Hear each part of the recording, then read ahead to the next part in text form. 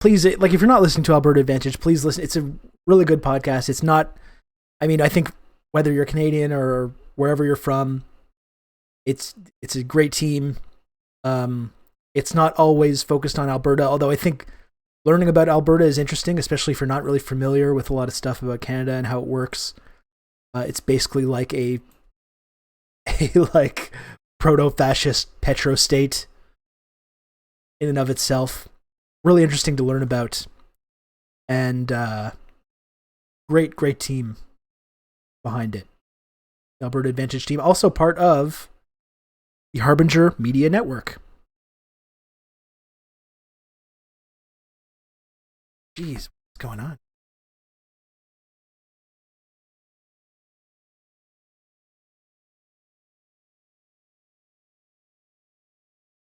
I haven't talked enough about Harbinger, but that's launching very soon. The podcast network, of course, that I've been working on over the last couple of months. My show, 49th Parallel, is part of that. Alberta Advantage. It's a really like an unbeatable lineup of like leftist podcast content. I'm really looking forward to that launching. Okay, let's listen to Alberta Advantage. Makes no difference where I go, you're the best hometown. The Alberta Advantage is a proud member of the Harbinger Media Network. Check out our partner shows at harbingermedianetwork.com. This independent listener-supported podcast is possible thanks to listeners like you. If you think what we do is important, support us with a monthly donation at patreon.com/Alberta Advantage. Calgary, you know we love you. Hello and welcome to the Alberta Advantage. I am your host, Kate Jacobson, and joining me today is Brendan. Hello. And our guest, Tyler Shipley, Professor of Culture, Society, and Commerce at Humber College and author of Canada in the World, Settler Capitalism and the Colonial Imagination.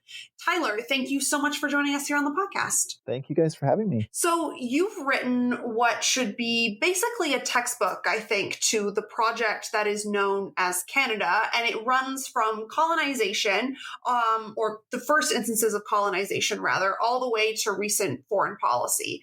And through this history, your argument is that the project of Canada is consistent from that initial colonization to the present. So could you explain what you mean with the book's subtitle, Settler Capitalism and the Colonial Imagination, and why you believe these terms are essential to understanding Canada? Yeah, the project sort of started with, well, there was a bunch of things, but in particular, there was a course I was teaching about Canadian foreign policy, and I did something that seemed obvious, I guess, or intuitive to me, which is that I started the course with colonialism and spent the first few weeks kind of establishing Canada's colonial sort of roots. My students were often surprised. Lodain, we got to have that term in there for sure. They wanted to know about Canada going out in the world and having foreign relations. It was sort of in the process of explaining to my students why I included colonialism that I realized this is something that isn't done enough, actually. At least it's not articulated enough by people in Canada and even by the Canadian left that it's important to think about colonialism as foreign policy. The English, the French, and later Canada were, encountering and interacting with foreign nations. It's the height of colonialism that has been erased and converted into some kind of domestic, business, an internal problem of Canada, because these were foreign nations and the colonizers understood that, and certainly the indigenous nations understood that. So the book is premised on the idea that if you look at colonialism, this sort of foundational first case of Canadian foreign policy, you will find the kind of, I guess, the basis upon which all the rest of Canada's engagements in the world are premised. And so that's where the subtitle comes in. And the subtitle of the book, Settler Capitalism and the Colonial Imagination, refers to the two, I guess, central pieces that I distill out of colonialism that I think, repeat themselves throughout the rest of Canadian history. And I certainly don't mean to oversimplify colonialism. There's, any number of layers and aspects of it. But I think sort of for the purpose of drawing a kind of a broad history of Canada in the world, there's these two things. On the one hand, there is settler capitalism. I mean, that's why Canada exists. Canada was created so that, a section of the French and then British ruling classes landed in North America ruling classes could establish the dynamics of capitalism, the conditions under which they could make profit from the land, eventually from, the factories they built and everything else that was built here. That was the purpose. That's why Canada exists. So settler capitalism then was central to Canadian policy and getting the land in particular, right? Because the land was what Canada needed to build capitalism on. And then the other piece is, I call it the colonial imagination.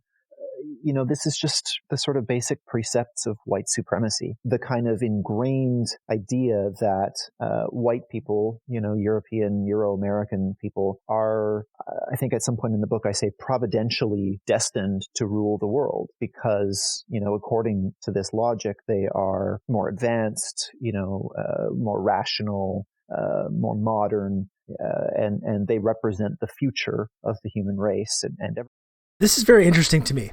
Because sometimes when we talk about Israel and like why do we have such strong support for Israel? Why is it so integral that we have this kind of like special bond? And when we ask that question, it can lead people down this kind of dark path that can lead to kind of like anti-Semitic conspiracy theories. But what the host here, what Tyler Shipley is talking about here when he's describing the Canadian ideological project, you can count on me. You're going to have good old Rob to talk you through all this. Thank you so much for subscribing, Vic the Victim. Thank you. When he's talking about the sort of ideological project behind Canada and how we own the land, it's this white supremacist settler capitalism. That's why we have such a strong relationship with Israel, because you can see it's the same project, and we have the same. You can count on me. You're gonna have good old Rob Oh my goodness to talk you through all this. Vic the Victim, thank you so much. You can count on me. You're gonna have good old Rob to talk you through all this. I got to figure out how to change this so it doesn't play the animation each time. You can count on me. You're gonna have good old Rob to talk you through all this. My goodness. You can count on me. You're gonna have good old Rob to talk you through all this.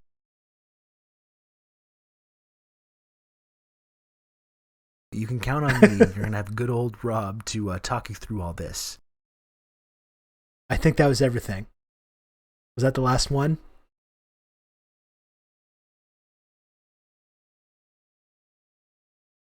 Thank you so much, Vic the Victim. That's so cool that you did that for the gifted subs. We really, really appreciate that. So when you hear how he's describing the Canada's ideological project, and you realize like that's why we have such a strong partnership with Israel, just because they're a violent settler colonialist society. They're a violent settler colonialist society, just like we are. And what we're seeing happen right now in Israel and on the Gaza Strip is just like a recreation of the foundational myth of this country, and it's being done for the exact same economic reasons. That's ultimately, and that's why you don't have to go down this like dark path of conspiracy theory about why we have such a strong relationship with Israel. It's just because we have like a commonality like this, and it's part of our economic project to have that footprint in the Middle East as well. It's not that complicated when you really break it down.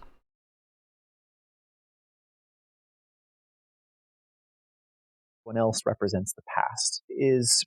I call it the colonial imagination. This is just the sort of basic precepts of white supremacy, the kind of ingrained idea that white people. Let me just see if I'm going to bring it on there. People, European, Euro-American people are, I think at some point in the book I say, providentially destined to rule the world because, according to this logic, they are more advanced, more rational, more modern, and they represent the future of the human race, and everyone else represents the past, indigenous nations, but also, African nations, Asian nations. These are all the past, and white people are the future.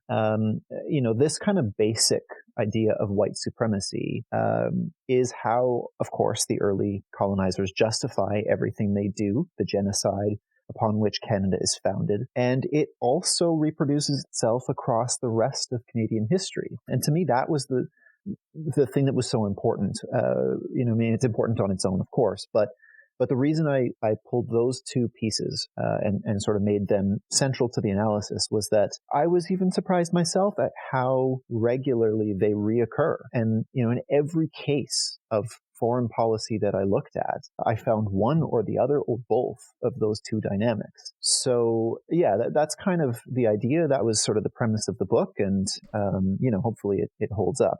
I really loved your insistence that the initial colonization of the lands now known as Canada by France and Britain and eventually Canada as foreign policy, because it immediately kind of clarified for me how pervasive the idea is in Canada. That colonization is an issue internal to Canada, and it comes up all of the time in like the language and discourse and the way we talk about these issues. And one of the terms that reminded me of this that always really grates on I'm me just is tweeting when people about this. say like Don't mind me. Indigenous peoples, or like Canada treats its First Nations really badly, which is this very like colonial world building in kind of the language that's being used, and this idea that Indigenous people belong to Canada, and that any conflict between Indigenous people and Canada is, internal to the nation state. So I was really struck by that and your articulation of that. Yeah, totally.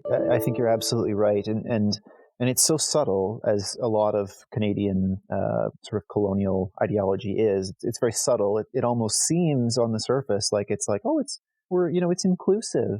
We're all there's new Canadians, there's Canadians, there's Canada's Indigenous, like as if it's this kind of inclusive project, right? And that's so much of what Canadian nationalism often tries to sell us, is this kind of liberal idea of Canadian inclusiveness. But you're absolutely right. I mean, what it really does, it's erasure, right? I mean, it's a kind of, it's a superficial aspect of the much deeper genocide of Indigenous nations, right? The actual erasing of them, or the attempt, I should say, to erase them, erase them off the land, dispossess them of the land, but also of their identity, of any connection to their culture, and therefore of any right to the land, of any, sort of basis upon which they can claim the land, because that's what it's fundamentally about.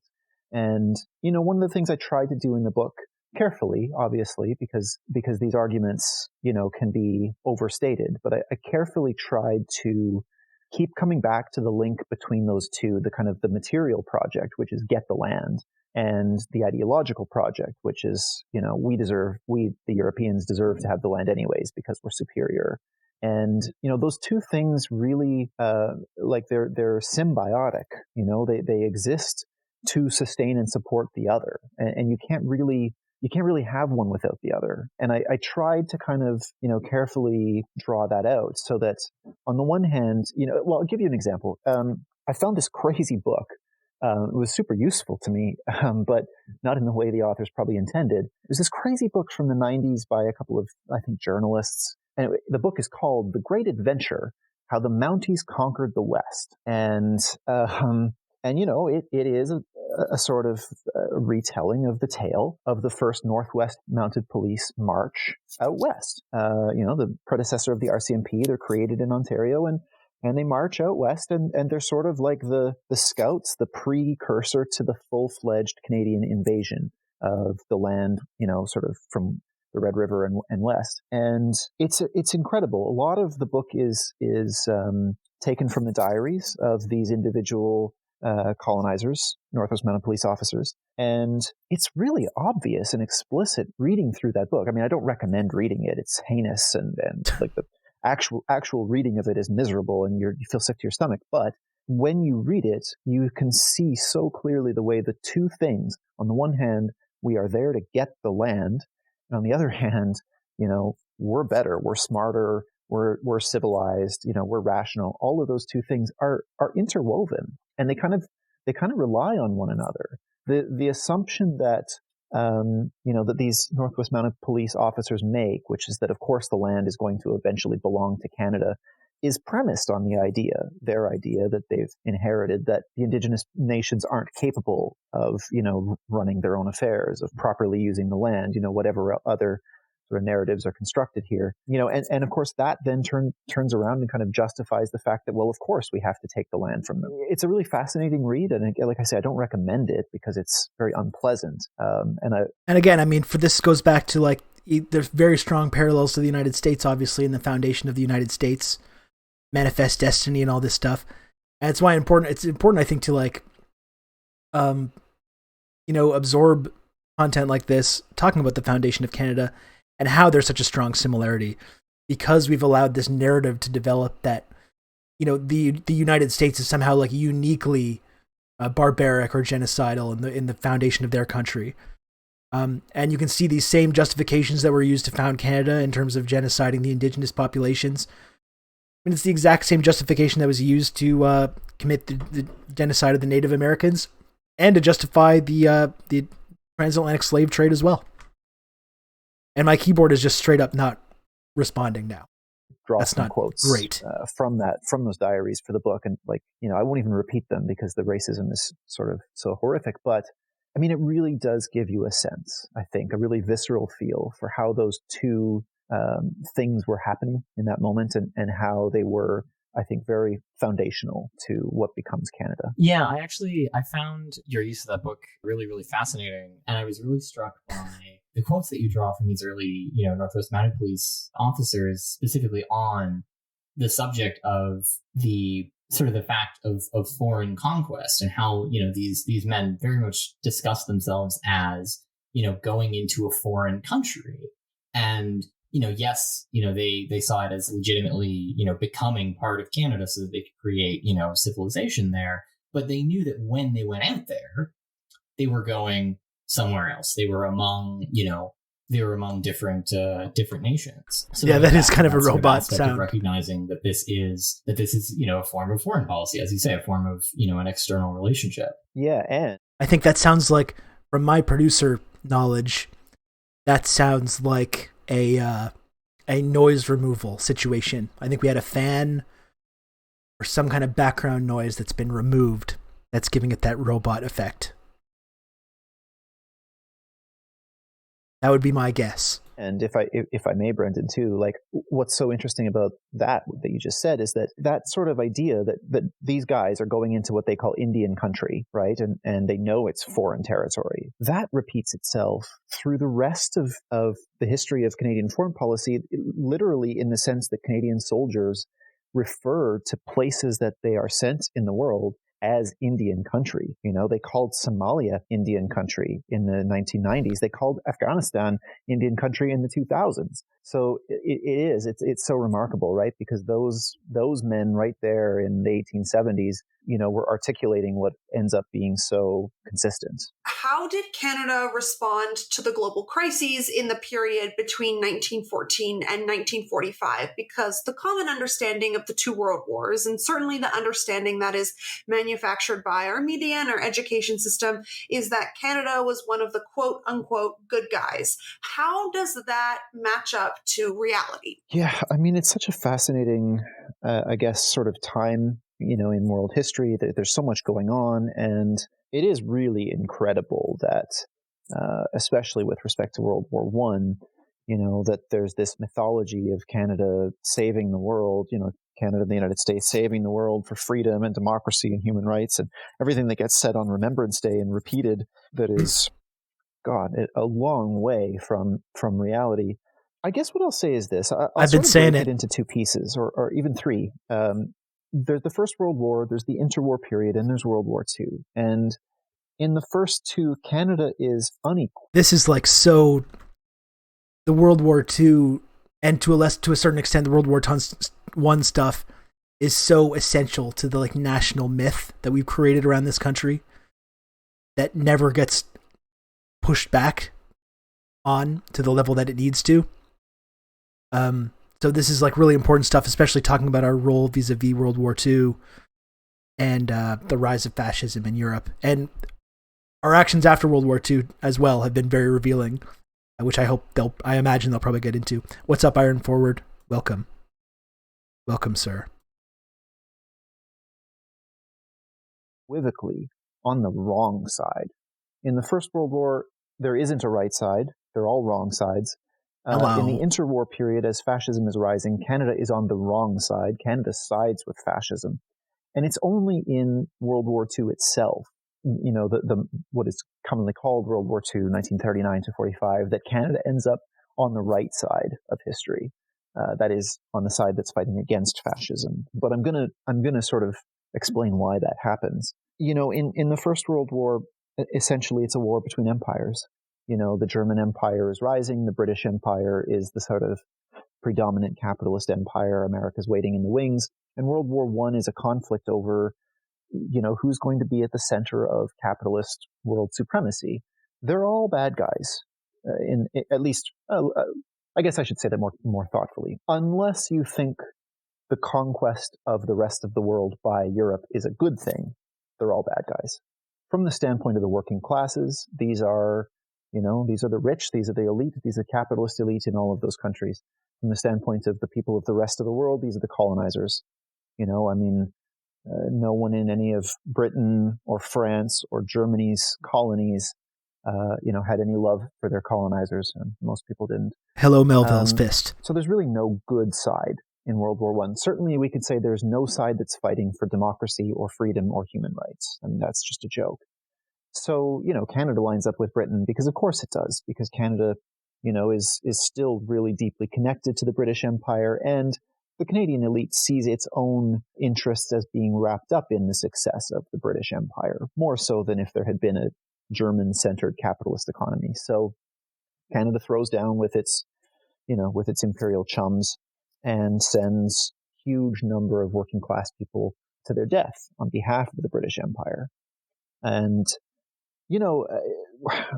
on Remembrance Day, when we're asked to sort of, remember the sacrifices of World War I, it's always, I think, kind of insulting because what Remembrance Day does is it tries to actually stop us from remembering what really happened, which is that a lot of working class people died, and we're really angry about it. There was all kinds of protest in Canada against the war. Obviously, in Quebec, the struggles against conscription. Canadian police killed 4 people in Quebec City for protesting against conscription. I mean, this was not some sort of harmonious, everyone across the country is on board with this. Working class people were sick of being sent over there to die for what they increasingly realized was nothing. They knew they were dying for nothing. There's a woman who lost 5 sons in the First World War. Jesus. And there was a ceremony after the war where she was, I guess because of the fact that she had lost so many children, she was part of the ceremony, and she was standing with the royal family of Britain. I know that seems crazy, but that's what happened. And she sort of casually remarked to someone she had no idea why all of her sons had died. I mean, this is after the war. Yep. This is at a war ceremony. I mean, that tells you where the working class was at in terms of World War I. So not just knowing why they died, the purposes, but the actual war itself, just so fucking atrocious. The trench warfare and all that garbage. Those awful. Men who were sent to fight in World War I, pure hell. Make a sacrifice. They were sacrificed by the state. So that's Canada in the First World War. The interwar period, of course, and Brent and I talked about this a little bit before we started recording. Europe in the 1920s and 30s, and the world in that period is in crisis, right? And the left is rising and the right is rising, and it's clear that the system as it stands cannot hold, that it's falling apart. Of course, 1929 is the beginning of the Great Depression. So you have, communist movements rising at the same time as the sort of reactionary fascist movements are rising. And Canada, the ruling classes of Canada, are unequivocally on the side of the fascists. Canada is, as I said before, obviously deeply interwoven with the British Empire. Can't believe that. States. They are thrilled at the rise of Mussolini in Italy. They actively participate in the rise of Franco in Spain. Now, of course, there were individual working class Canadians who were anti-fascist, right? Yeah, and I hope he gets into this. We talked about this on the last stream, though, right? The contingent of Canadians who went to fight fascism in the Spanish Civil War against Franco, even though he's saying our government supported Franco. There was Canadians that went to join the Spanish Civil War to fight fascism. And while the war was going on, Canada passed laws to ensure that people couldn't go and volunteer in foreign conflicts for that exact reason, because we supported fascism. Especially during the Spanish Civil War, more than 1,000 Canadians go to Spain. These are mostly homeless men, actually, who, organized by the Communist Party of Canada, go to Spain and fight with the International Brigades to try to prevent Spain from becoming fascist. They lose, and they lose in part because they get no support from the Canadian government. In fact, they're actively criminalized by the Canadian government. Yeah. Canada becomes... Yeah, Mackenzie King's diaries are public due to a total boner for Hitler. Yep. My great-grandparents had to lie about being Jewish in 1938 because Jews were banned from immigration. Yep. And this is the great inclusive, progressive society of Canada that is against fascism, that fought fascism. This is the national myth. And work like this is so important to dispel this national myth because so many people believe this. So many people have no idea of the history of this country and what has been papered over with this very effective marketing campaign about what Canada stands for. So many people believe that. People believe it elsewhere in the US, but people here believe it too. Like we see every year with the goddamn stupid poppy discourse. People believe that this national myth about Canada, and that's what it is. It's a myth. Even more aggressively restrictive of Canadians who are trying to support the anti-fascist struggle in Spain after Prime Minister William Lyon Mackenzie King meets with Adolf Hitler in Berlin. There we go, yeah. And Adolf Hitler asks him to ensure that Canada and the other Western powers enforce a strict policy of neutrality in the Spanish Civil War. And I mean, I don't know how widely known it is that Prime Minister King met with Hitler. I mean, I know that the story's out there. It's impossible to hide. I read his diaries. They're chilling, like they're bone chilling to read. He was enamored with Hitler. I mean, just over the moon about this guy.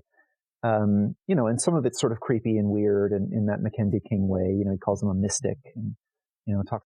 Yeah. America had a similar pre-World War I love of fascism too. Also a post-World War II love of fascism. As we saw with like Operation Paperclip and bringing in all these high-ranking Nazi officials into NASA and the U.S. government.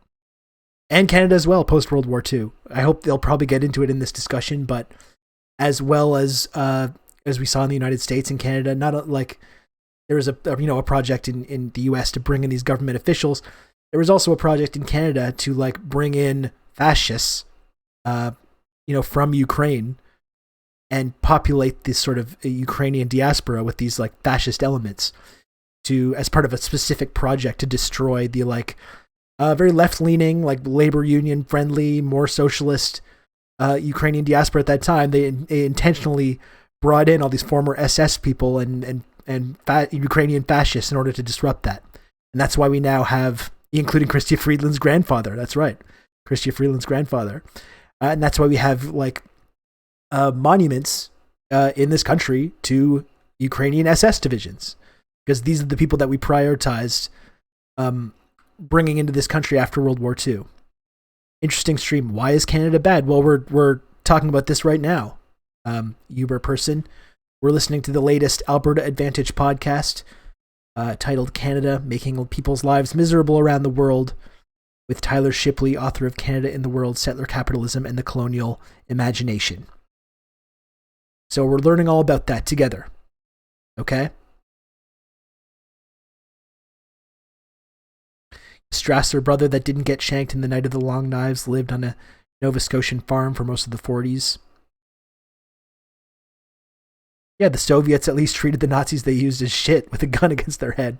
The US just let the Nazis live normal lives. Exactly. Or in many cases, take over high-ranking government positions. Interesting how that kind of works.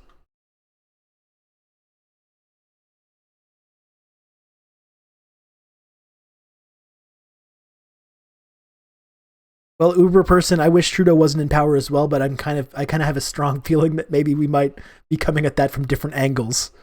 We'll see. We'll see how you react to some of this knowledge here we're going to drop on you. liquid eyes and his hands. Like, it's sort of, there's some weird stuff there. But I think for me, the part that's really quite chilling is how receptive King is to Hitler's politics. Not just his personal ways, but his actual politics.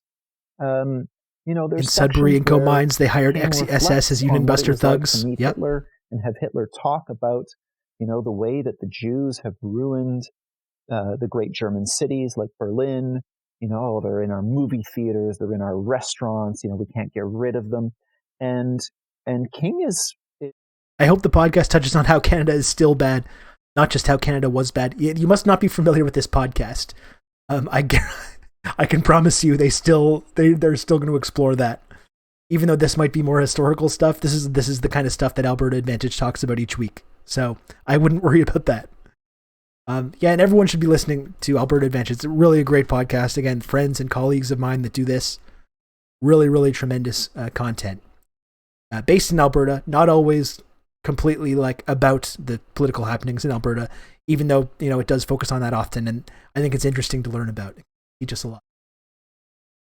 Is very sympathetic to all of this. King himself, of course, longtime anti-Semite, and had blocked a Jewish family from buying a house in his area around Ottawa. I mean, he had a long history of anti-Semitism himself, and of course, this is a time when Canada is refusing to accept Jewish refugees from Europe. Uh-huh. People who are fleeing the increasing violence of Nazi Germany and the various collaborating states. And Canada famously says, in answer to the question, how many Jewish refugees will accept, none is too many. So, I mean, during this interwar period, we're talking about a Canada that is firmly, materially, and ideologically on the side of fascism. And I think I make that case pretty clear in the book. And then, of course, it shifts, right? It shifts in 1939. Canada joins the Allied war effort against Nazi Germany. And that part of the story, of course, has been mythologized. And that part of the story has been turned into, what we're allowed to historically remember. We're allowed to remember that Canada fought bravely in the fight against fascism. And, don't misunderstand me. Canada was absolutely on the right side of history when it fought against Hitler. I just think as a historian, it's super important, extremely important to recognize that, Canada could have taken steps much earlier to stop Hitler. And maybe the disaster of World War II wouldn't have been necessary had Canada not materially supported Hitler in his rise. This is, I think, pretty significant. So, yeah, Canada ends up on the right side of history. And of course, the reason for that is the same as it was in World War I. Hitler's ambition is to become the center of world capitalism, to make Germany the center of, the new world. And the British Empire isn't willing to let that happen. The Americans aren't willing to let that happen. And of course, Canada sides with them. So it's really, in that sense, World War II becomes a kind of repeat in some respects of World War I. And yeah, Canada's on the right side. I don't know that Canada's there for the right reasons. And I certainly don't. I certainly am glad that Nazi Germany was defeated. I think the next point, and I won't get into this now, but the next question that gets raised is what happened next. And, if you've read the book, you know that what happens next is that Canada, the United States, and their allies, they all basically reconstitute many of the fascist powers once they've been sort of knocked down. That's what we were just talking about. It's fascists and fascist collaborators in Germany and in Japan that are back in power very quickly, which I guess to sort of pull this all together suggests that Canada never, or the Canadian ruling class never had any opposition to fascism as an ideology. That's really... We're in hell. I don't know if you're being serious about that. Talking about people on the left not liking Trudeau is not... I wouldn't classify that as leftist infighting, because that would suggest that Trudeau is on the left, which is not the case. So, yeah, I don't think... The only people that like Trudeau are kind of like weird liberals, and I don't think anyone here is a liberal. Certainly the Alberta Advantage people are not liberals. And Trudeau is not on the left. Okay, you're joking. Yeah, okay, sorry. So you can never tell, right? There's people that hold all kinds of weird opinions on here. So sorry. You never know, though. You never know. Yeah, Dan Boxes says going to subscribe now. I hope he does. Tired of, as a Canadian, not knowing 10 times more about American left and not Canadian left. Going to put the effort in. Thanks. Yeah, that's what we're trying to do here. That's what we're trying to do here. I'm the opposite of liberal. Yeah, I'm kind of getting that impression.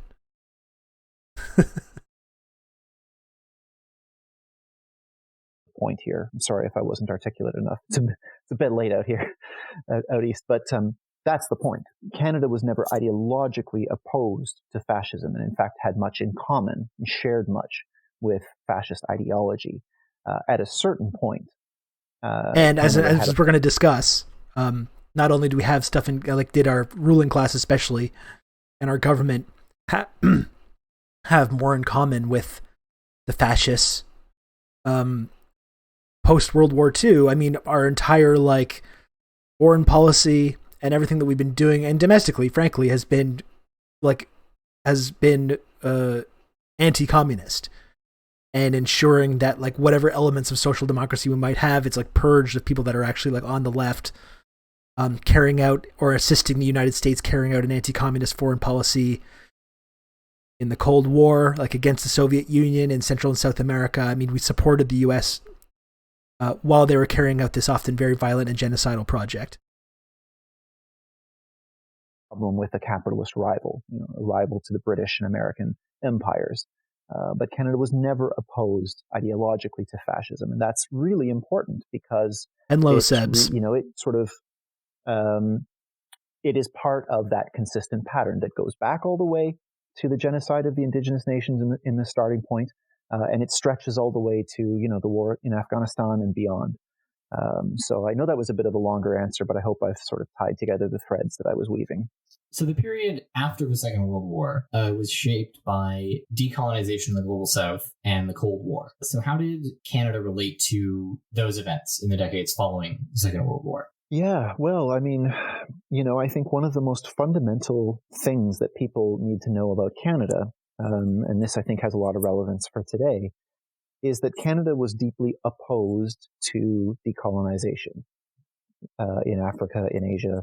In the period after the Second World War, when many of the countries that are on the map today became independent countries, Canada. But you, person, you got to listen to what we're talking about here, because we're not going to be proud of being Canadian. You're assuming Canada is doing good. As we're hearing, Canada is not doing good. We're not.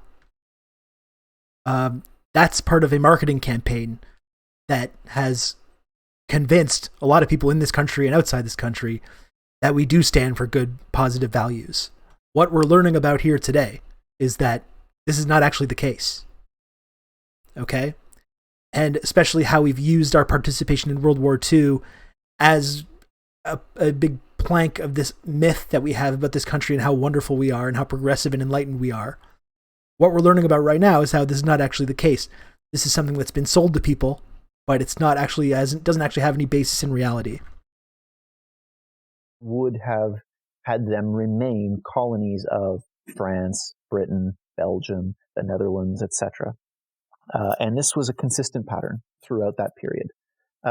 Honestly, it was a piece that even surprised me when I was working on the book. I mean, I didn't think it would be quite to the extent that it was. Not a fan of nations.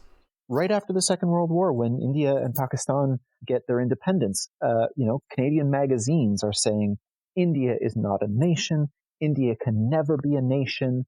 There's a cartoon in one of the big Canadian newspapers where India and Pakistan are portrayed as babies, in infants, infants with turbans.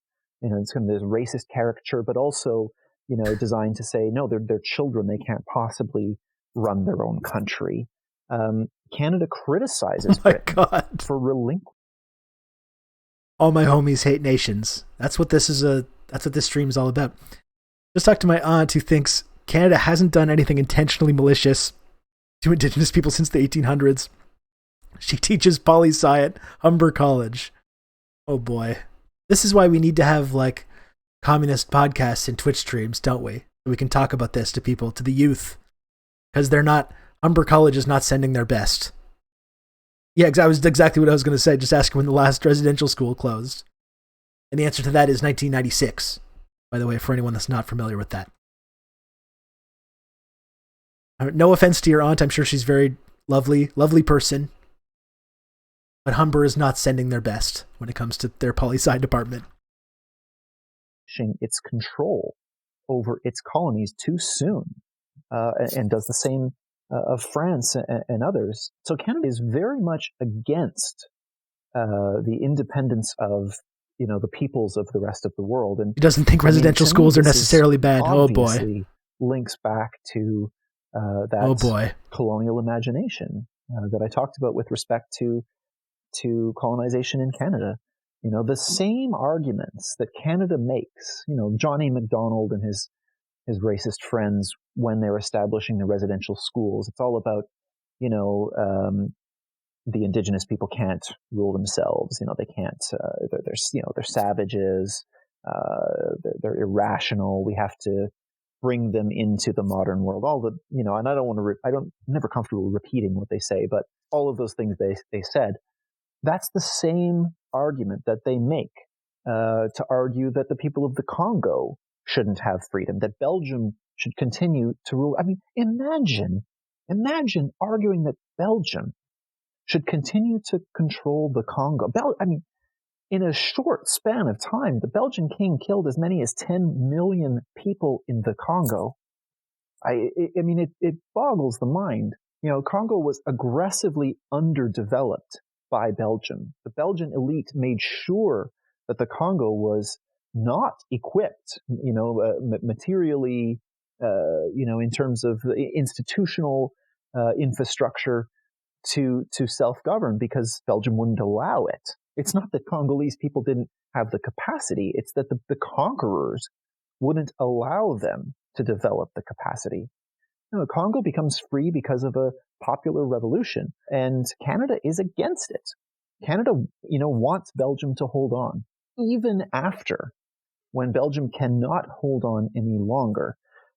Canada assists Belgium in disrupting post-independence Congo. And, for me, this is a case that's, I think, especially upsetting in terms of the Canadian context. There's lots of cases like this. We could be up all night documenting, Ghana and, Nigeria. We go one case by case, and there'd be so many of them. But I focus on the Congo because of course, I'm sure you guys know, the first Congolese prime minister was Patrice Lumumba. There we go. A former brewery worker. We're ahead of the curve in the chat, and a Pan-Africanist, and was just a remarkable anti-colonial figure. And still held up as a really, really significant person. In the kind of constellation of African socialism and African independence and anti-colonial struggle, and it was a Canadian peacekeeper that gave up Lumumba's location to right-wing forces who arrested and killed him. So Canada was directly involved in the assassination of one of the greatest anti-colonial leaders in African history, Patrice Lumumba. Lumumba, who was just a brilliant orator or articulator of how colonization worked, of the logic of it. And he was just such a sharp mind. And Canada plays such a central role in that. And so to me, it's always interesting interrogating this kind of stuff about the colonial history of Canada and Belgium and the United States with regards to Africa as well, considering how, because a lot of Africa has become so destabilized over the decades and centuries of colonialism and exploitation. And then you have like white racists in Canada and the United States that hold up Africa and it's in its current form, or as some kind of example of why like white culture or like capitalism or like Western culture is somehow inherently superior, when we've played such a strong role through decades and centuries of colonialism and exploitation and oppression, in creating the exact conditions in Africa, the poverty and the all the social problems we see there. And then at the same time, we hold it up as an example of shithole countries, exactly. And then we hold it up as an example of why our culture is inherently superior, or why our economic system is inherently superior. It's just disgusting. And yeah, someone mentioned what we thought about Sankara. I would be interested in researching that, because I'm sure we know what our ruling class thought about him. But I haven't seen much about it, but I'd be certainly interested in exploring that more.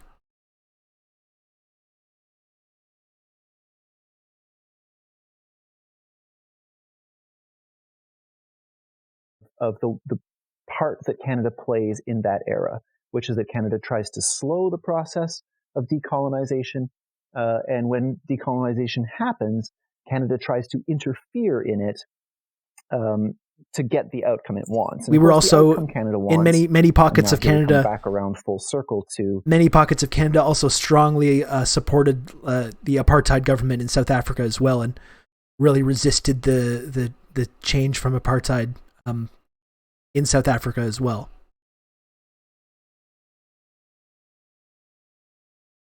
The capitalism piece is a capitalist Congo. Patrice Lumumba was a socialist. And had Patrice Lumumba been allowed to, carry out the mandate he, had been elected on, he would have created a socialist Congo. So Canada doesn't allow that. Canada instead supports right-wing forces that would institute a capitalist Congo. And needless to say, that was a disaster. I mean, that was Mobutu. You know what I mean? The guy was the dictator for 30 years. So Canada's position in that period is that. And of course, there's other cases. There's plenty of them. And please keep all this stuff in mind as well. Anytime you hear anyone in Canada lecturing China or Iran or Venezuela or whatever these like designated bad guy nations are, whenever you hear anyone in this country lecturing other countries about human rights and about how we're this like beacon of human rights, when you understand this stuff, you just realize it's complete, absolute bullshit. And that no one in the government of Canada or in the media or anywhere has any right to criticize the human rights record of like any other nation. If you support this history of genocide and colonialism. More appalling than others. Hey folks, we're going to do something in this episode we've never done before. We're interrupting you mid-episode to promote another podcast. Now, we wouldn't do this for just any other podcast, but if you like the Alberta Advantage, you should check out the new season of Commons, a documentary podcast from Canadaland. Host Archie Mann takes you right into this country's dark underbelly, uncovering stories of crime, corruption, and all manner of misdeeds. This season, Commons brings you stories about the police. They'll examine the power that Canadian cops wield and investigate the lengths they're willing to go to hold on to it. Subscribe now on your favorite podcast app. And honestly, I do have to say, their past seasons have been fantastic as well. They examine Canada's fossil fuel industry in their season called Crude, and then examine some of Canada's wealthiest and most powerful families in their season Dynasties. And we now return to our regularly scheduled programming. So you've brought up that Canada and the United Nations, through the institution of peacekeeping, were culpable, if not outright responsible, for the assassination of Patrice Lumumba. But Canada is really known for the creation and the practice. Here's an interesting tip, Uber person. I think communism works a lot better when you don't have countries like the United States and Canada continually waging economic warfare against you, and we don't have continual interference with like intelligence agencies arming the opposition and fomenting rebellions in your countries and trying to overthrow your government. I think that's in that situation, communism actually works a lot better when you don't have Canada and the United States pulling this kind of shit while you're trying to organize a different kind of economy that's not just like completely subservient to multinational corporations and neoliberal economics. That's the best. That's usually it's difficult to make communism take hold when you have the United States constantly trying to overthrow it. for as long as they were a nation. Of peacekeeping as an institution, and it plays, or it used to play, a really large. And by the way, Sebs, I'm glad you're enjoying the stream. I had no idea Canada was this imperialist. That's good. I mean, this is exactly in the work that I do talking about Canada. This is like really what I try to hammer home to people that are in America that have this like distorted idea of what this country stands for and what it's all about. And not only people in America, but many, many people in Canada believe this national myth about this country, about how good it is and how inclusive and wonderful it is and progressive. It's not true. A lot of people believe it, and it takes work to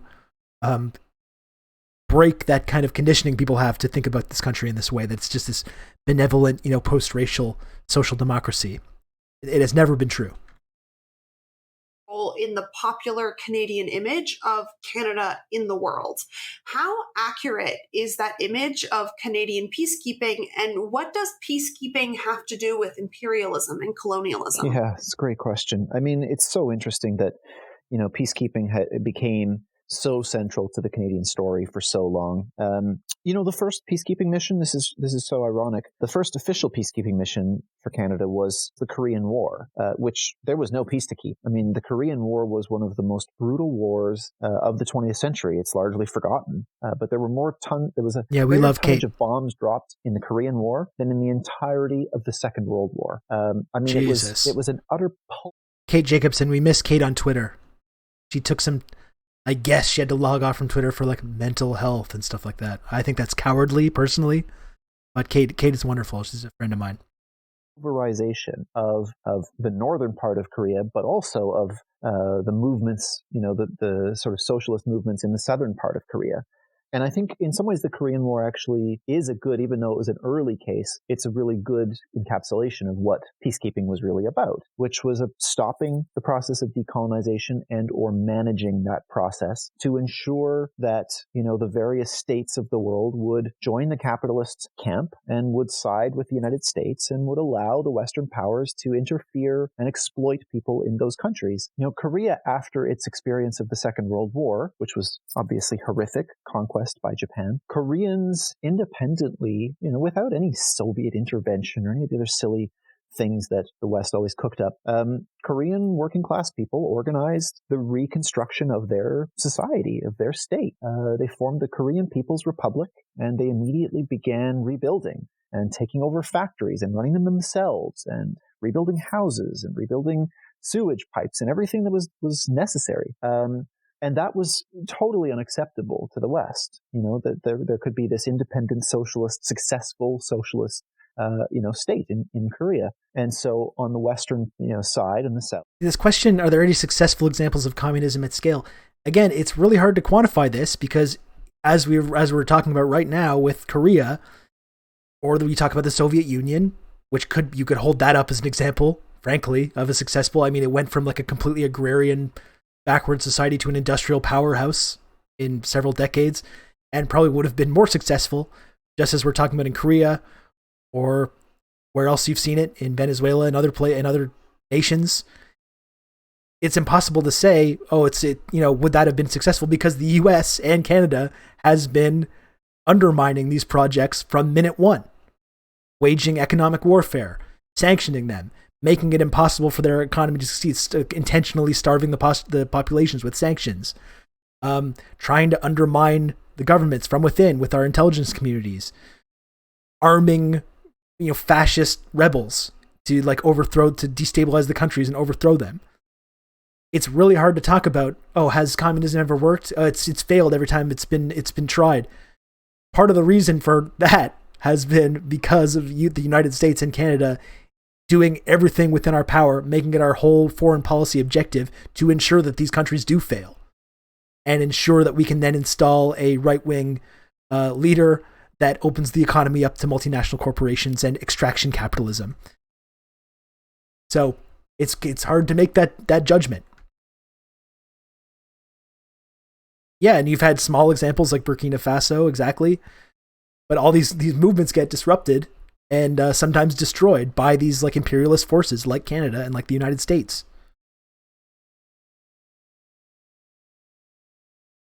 Yeah, what the West, Canada included, did to Korea is horrifying. It's crazy. Well, Matt's stream, if that's not enough for you, we're about to get our fucking asses handed to us by China over the next 10, 20 years economically. So I would hold your opinion on that.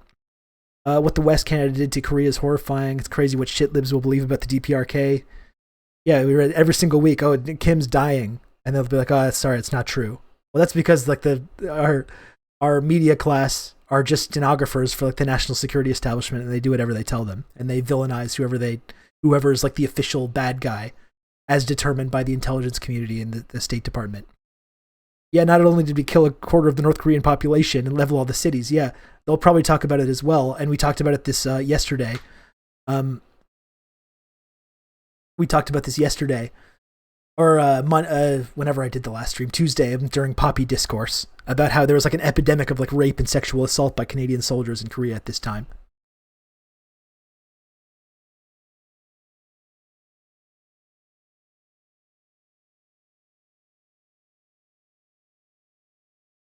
Yeah, and Uber person, like you're pointing out, it's like we get people come from communist countries to bring them here to say communism is bad, but like we intentionally bring,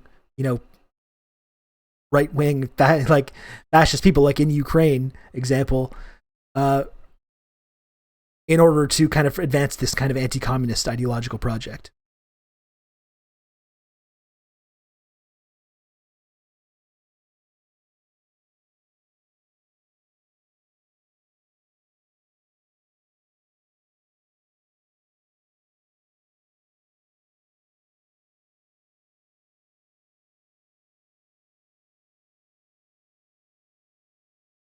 Thoughts on Canadian media not reporting a ton on harassment of politicians in Ottawa this summer?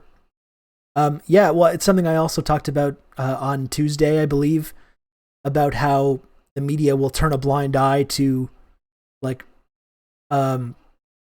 right-wing violence, or the guy that drove his car through the gate at Trudeau's house with it armed, and barely anyone heard about it. It certainly didn't make international news. It barely even got talked about in our media cycle. Whereas if that had been like an indigenous person or like an anarchist or something, you'd better believe we would have heard a whole lot about that. And we would have been cracking down on all sorts of civil liberties and that kind of shit. I have French ancestry, but I'm not French. I'm Anglophone. Cuba's a good example too. They have the same life expectancy. They have like a superior healthcare system in Cuba than the United States does. They've like, in terms of like child mortality, a lot of things, literacy, they beat the US on a lot of these things. But part of the reason they're still a poor country is because they've been under economic embargo by the most powerful economies in the world. Like for as long as they've been around.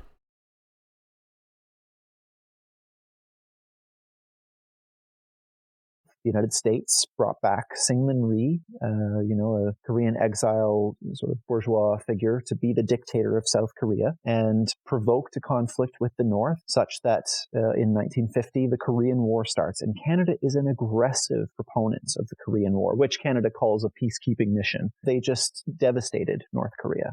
For people who are confused by where North Korea, ended up, go back and read about the Korean War. The country was bombed. As the story goes, I don't know how true it was, but there was a report at the time that every single building more than one story off the ground in North Korea was bombed and destroyed because bombers were running out of targets. That's how this story came to light.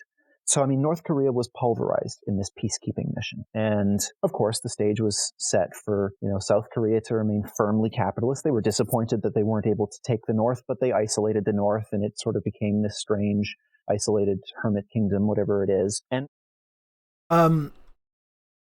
Zorbitron, imagine if you lived in a country that went through what North Korea went through. You'd tell your children, you would tell your children's children, they lost all their infrastructure and a fifth of their population was killed. Without last-minute Chinese support, the forces of the West would have killed everyone. It's really understandable. They're so bent on getting a nuclear weapon. The Korea War ended in a ceasefire like it didn't even really end properly. Yeah, it's still technically ongoing. Yeah, of course, it's not surprising. Of course DPRK wants to have a nuclear weapon. And if they did not have one, we've seen how the United States treats like official enemy nations that do not have nuclear weapons. Like that's been their kind of main thing that's prevented them from being taken over by the West. And it's crazy when we look at things like coming out of the DPRK, like look at this museum in North Korea that shows the history of like American war crimes, and it's like this anti-American thing. How do they hate America so much? And it's like, of course they hate America. Of course they do. Look, fucking open a history book and look at what America and Canada did to this nation. It's not surprising at all that it's like this. It's not surprising at all. And like he's pointing out too, obviously there's issues in the DPRK, but part of the reason that these like countries sometimes I think develop these tendencies is because it's like they're operating under this siege mentality, which is justified. They are under siege. They're under siege by imperialist forces ever since like they were founded, whether you're talking about North Korea or Cuba or places like Venezuela. And then they wonder, like, how can they crack down on civil liberties like this? And it's like, well, they're literally under siege by hostile foreign powers at all times. Like all the things that America pretends, like we've got bad guys like coming into our government, they want to overthrow the government.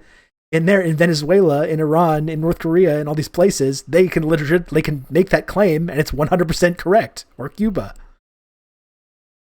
And then we wonder why they develop this siege mentality. Well, it's because they are under siege. They're under siege by the most powerful nation, the most powerful economy in the world, the most powerful military at all times. It's not surprising that they react like this. That's like a normal reaction to being under siege like this.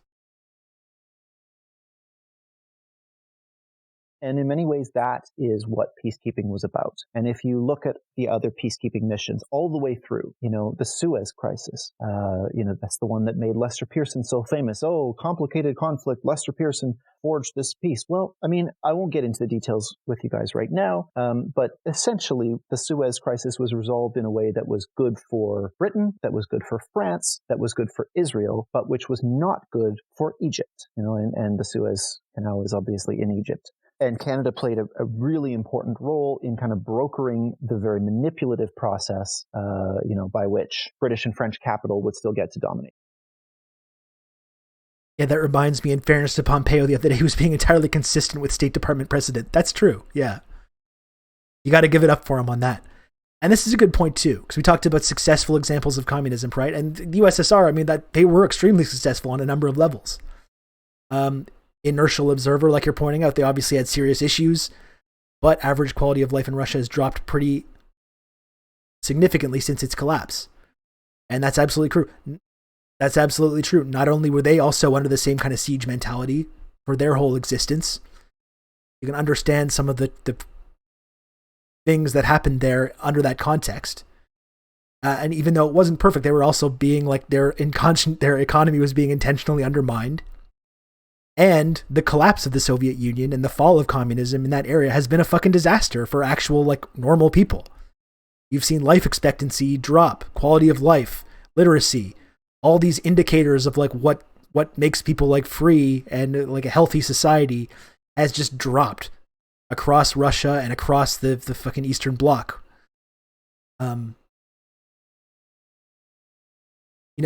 Russia was absolutely looted by capitalists in the 90s. And it absolutely destroyed the fucking quality of life there, ironically leading directly to someone like Putin taking over.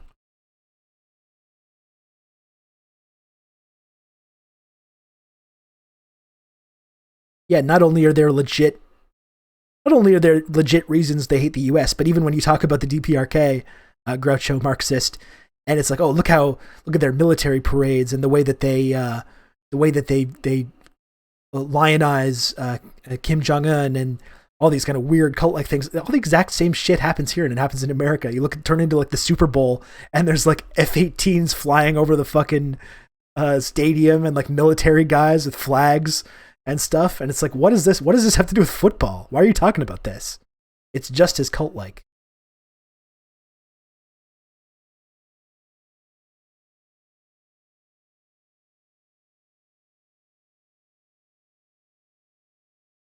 Yeah, the USSR supported decolonial struggles, politically and militarily, all over the world.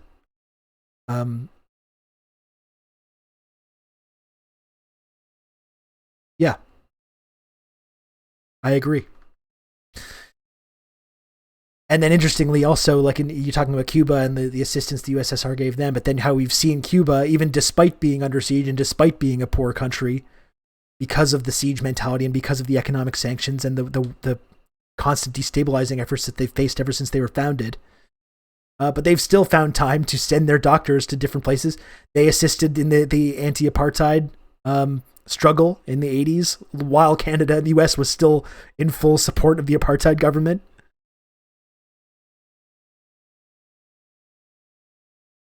Suez Canal, Israel would gain some territory, and Egypt would sort of get I screwed cracked over. Pyrex. So many of Canada's peacekeeping missions follow those kinds of patterns. Obviously, the Congo case that I already spoke about, and then of course it gets really horrific. Later on in cases like Somalia. But you were person. This is what I'm trying to stream about. A bit, that's into the 1990s, so we can share the message of why Canada is bad to other Somalia, Canadians that don't believe this. You really see that white supremacist ideology come through.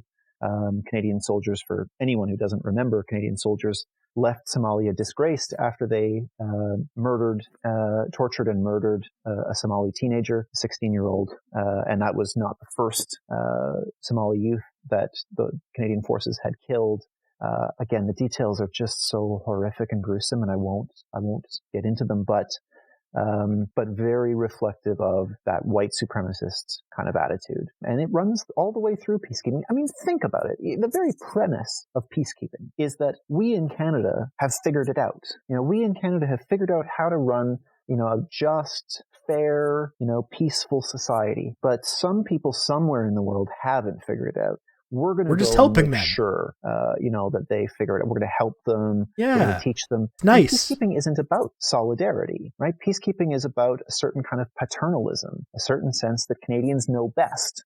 And what inevitably happens in Canadian peacekeeping missions is that the locals don't want the Canadians there. They don't see them as peaceful. They see through all the bullshit, frankly, that is sold, here in Canada about these missions. And so they don't profusely thank the Canadian peacekeepers the way those peacekeepers expected they would be profusely thanked. And that's part of what provokes their anger. That's why the Canadian peacekeepers in Somalia were so upset, and when they come back to Canada and they tell their stories, it's all about how, it was hot and it was miserable and those Somalis didn't want us there and they didn't thank us. They weren't grateful for what we were doing. I mean, yeah, they didn't want you there. Maybe you shouldn't have been there. So yeah, I mean, the peacekeeping narrative is really insidious, I think, and it's given Canadians a really twisted sense of what Canada has done in the world, especially in that kind of middle section of the 20th century. So sure, foreign aid is used in this with this method, exactly. I really kind of tried to get at the heart of what. And you say, DOMM, I'm Indigenous, so Canada's been bad since I was born, but thanks for additional reasons. Yeah, obviously.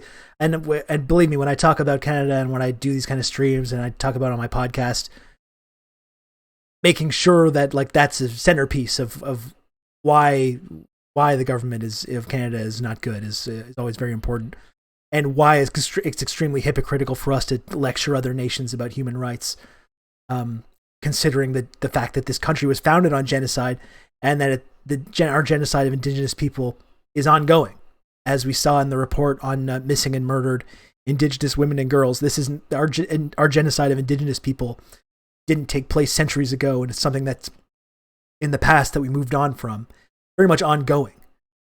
And it's one of the main reasons that Trudeau is so full of shit, because he's made it such a centerpiece of his personality and his sort of marketing campaign to talk very clearly about Indigenous reconciliation and why it's so important and how we need to support our Indigenous communities while not actually changing any of the material conditions for these communities. He's not, there's still Indigenous communities without clean drinking water. No one's fucking doing anything about it. No one cares. And all Trudeau's language on this about Indigenous reconciliation and all these issues, it's purely just bullshit liberal rhetoric that actually is not backed up by any kind of action. The peacekeeping ideology is, which I think kind of pulls the veil off of those policies. Yeah, one thing that's really striking, you can count on me. I actually sort of recognize one of the sources for that, for those sections. Thank you for the sub, Grim White North. Thank you very much. Creating Canada's peacekeeping past. And the fascinating thing about that is that the author, Colin McCullough, is not any kind of radical as far as I can tell, but it's just sort of an honest, an honest scholar who looked at the evidence. And one really interesting thing he does in that book, and I think there's a few references to these in Canada and the world, is that he looks at sort of representations of Canadian peacekeeping in, these old sort of NFB documentaries and in heritage minutes, and sort of shows that exactly what you were saying in terms of there always being this premise that the Canadians are coming in to provide a solution that they have, and that even if it's not, sort of explicit, Louis Riel mode, I like that. A very clear sort of hierarchy of nations in the world that's being set up in those representations. Most Canadians receive that message, but it's sort of at the dog whistle level, and nobody would, for the most part, think twice about that being like a colonial or imperial ideology that's being put forward there. Yeah.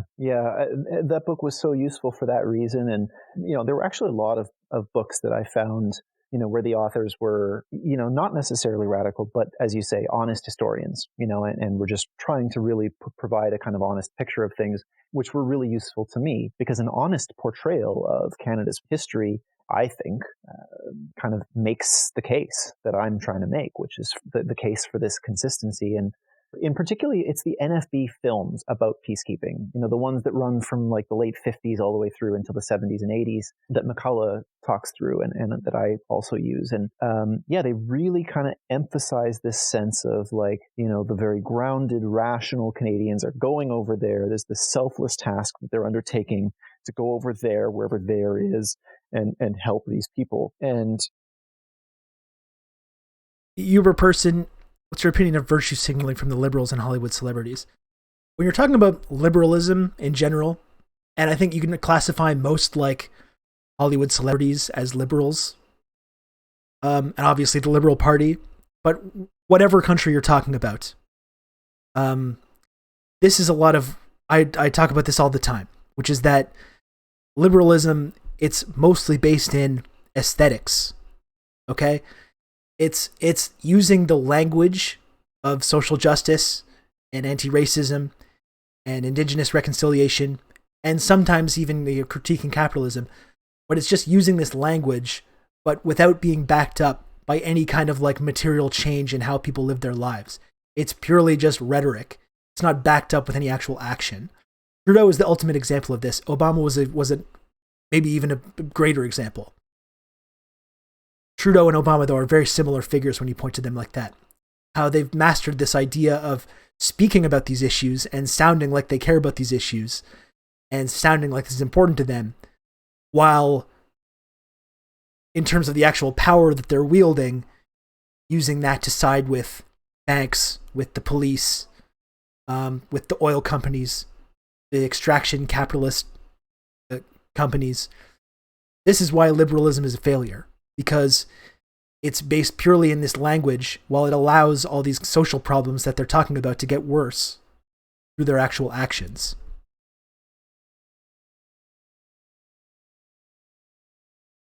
One piece that's quite disturbing, and I haven't talked about this much. I don't like to talk about it in interviews, but I think I should. Yeah, pushing more. Biden to build the One Keystone of Pipeline. That's right. Makes this reference, and I cited it in the book. I probably won't get it right word for word by memory, but it's, I think it's maybe in a film about peacekeeping in Cyprus, and there's this reference to, the peacekeepers. Yeah, we're in hell. Trudeau showing up to the climate protests last year to protest himself. That was interesting, right? Or like showing up to the BLM protest to take a knee, when it's like, you're in charge, dude. Fucking do something. He's like, I am doing something. I'm at the protest. I'm protesting myself. That's liberalism. Have said that the sights are beautiful too, and then they cut to the scene of like a beach, and there's all these women in bathing suits on this beach, and it's this very sly reference to and they're going to get some ladies too, like this really sort of creepy, and looking back on it, it's creepy, and I'm sure they wouldn't make a film like that now, but what struck me about that, this kind of just dropping in this reference to, join the peacekeepers, and you might. I was like a foot away from Trudeau when he took a knee at the BLM protest. The energy got real weird when he showed up. There's a I can horrifying imagine recent book about sexual violence by UN peacekeepers. The book is not just about Canadians, it's about UN peacekeepers from around the world, although the book is very clear, and I think it's an important point, that the vast, overwhelming majority of cases, reported cases of sexual violence or sexual assault by peacekeepers is by white or Euro-American peacekeepers. I make the argument that that is part of that colonial imagination, that there is a thread that connects colonization on the land that became Canada with the peacekeeping missions, with the war in Afghanistan, with so many other cases. And one of those threads is, unfortunately, sexual violence. It's very present in the conquest on this land. And again, it's hard to talk about and it's upsetting. And I won't do details, but I do in the book get into some of the ways in which, white settler male violence, sexual violence is part of the conquest, part of the military conquest. And European colonizers did that. They used sexual violence as a weapon. And the fact that Canadians sexually assaulted people in South Korea during the Korean War, sexually assaulted South Korean women, they were supposed to be on the same side. Not that that is relevant, but they were supposed to be on the same side as, South Korea fighting against North Korea. We talked about this on Tuesday. Chilling cases of Canadian soldiers getting drunk and going down to some farmhouse somewhere, tying up the men and beating them and shaming them and then sexually assaulting the women. I mean, just horrific stuff. But there is this thread to it that runs through so many of these cases. And so, because you mentioned the NFB films, I thought this would be a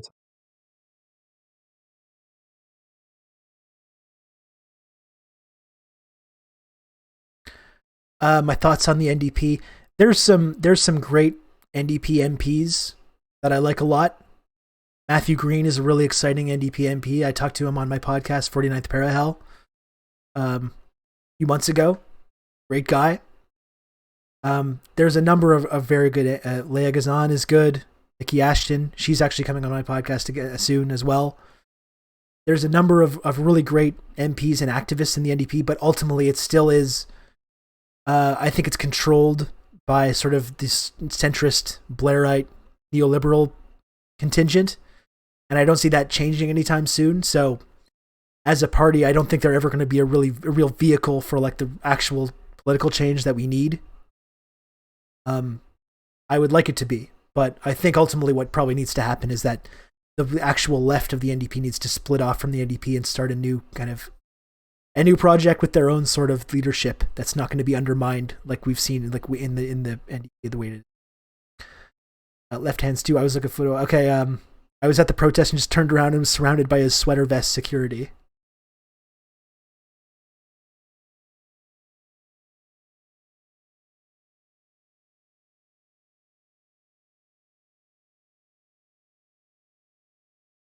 Oh man, my keyboard is just straight up not working now. Yeah, oh my god, you were right there, huh? Yeah, thanks, Justin. Thanks, and when Justin Trudeau came out there, systemic racism was defeated forever. He came out down there and systemic racism just stopped. Thank you, Justin. Thank you, sir. Yeah, Matthew Green doesn't fuck around. He's a real one. I talked to him. Like I'm skeptical, I think, of a lot of like politicians that manage to get up to that level, or people that are in the NDP also. Matthew Green, I talked to him about this stuff, and I believe that he doesn't really fuck around. He's a real one. I like him a lot. I should have him on this stream sometime. Actually, he'd probably come on.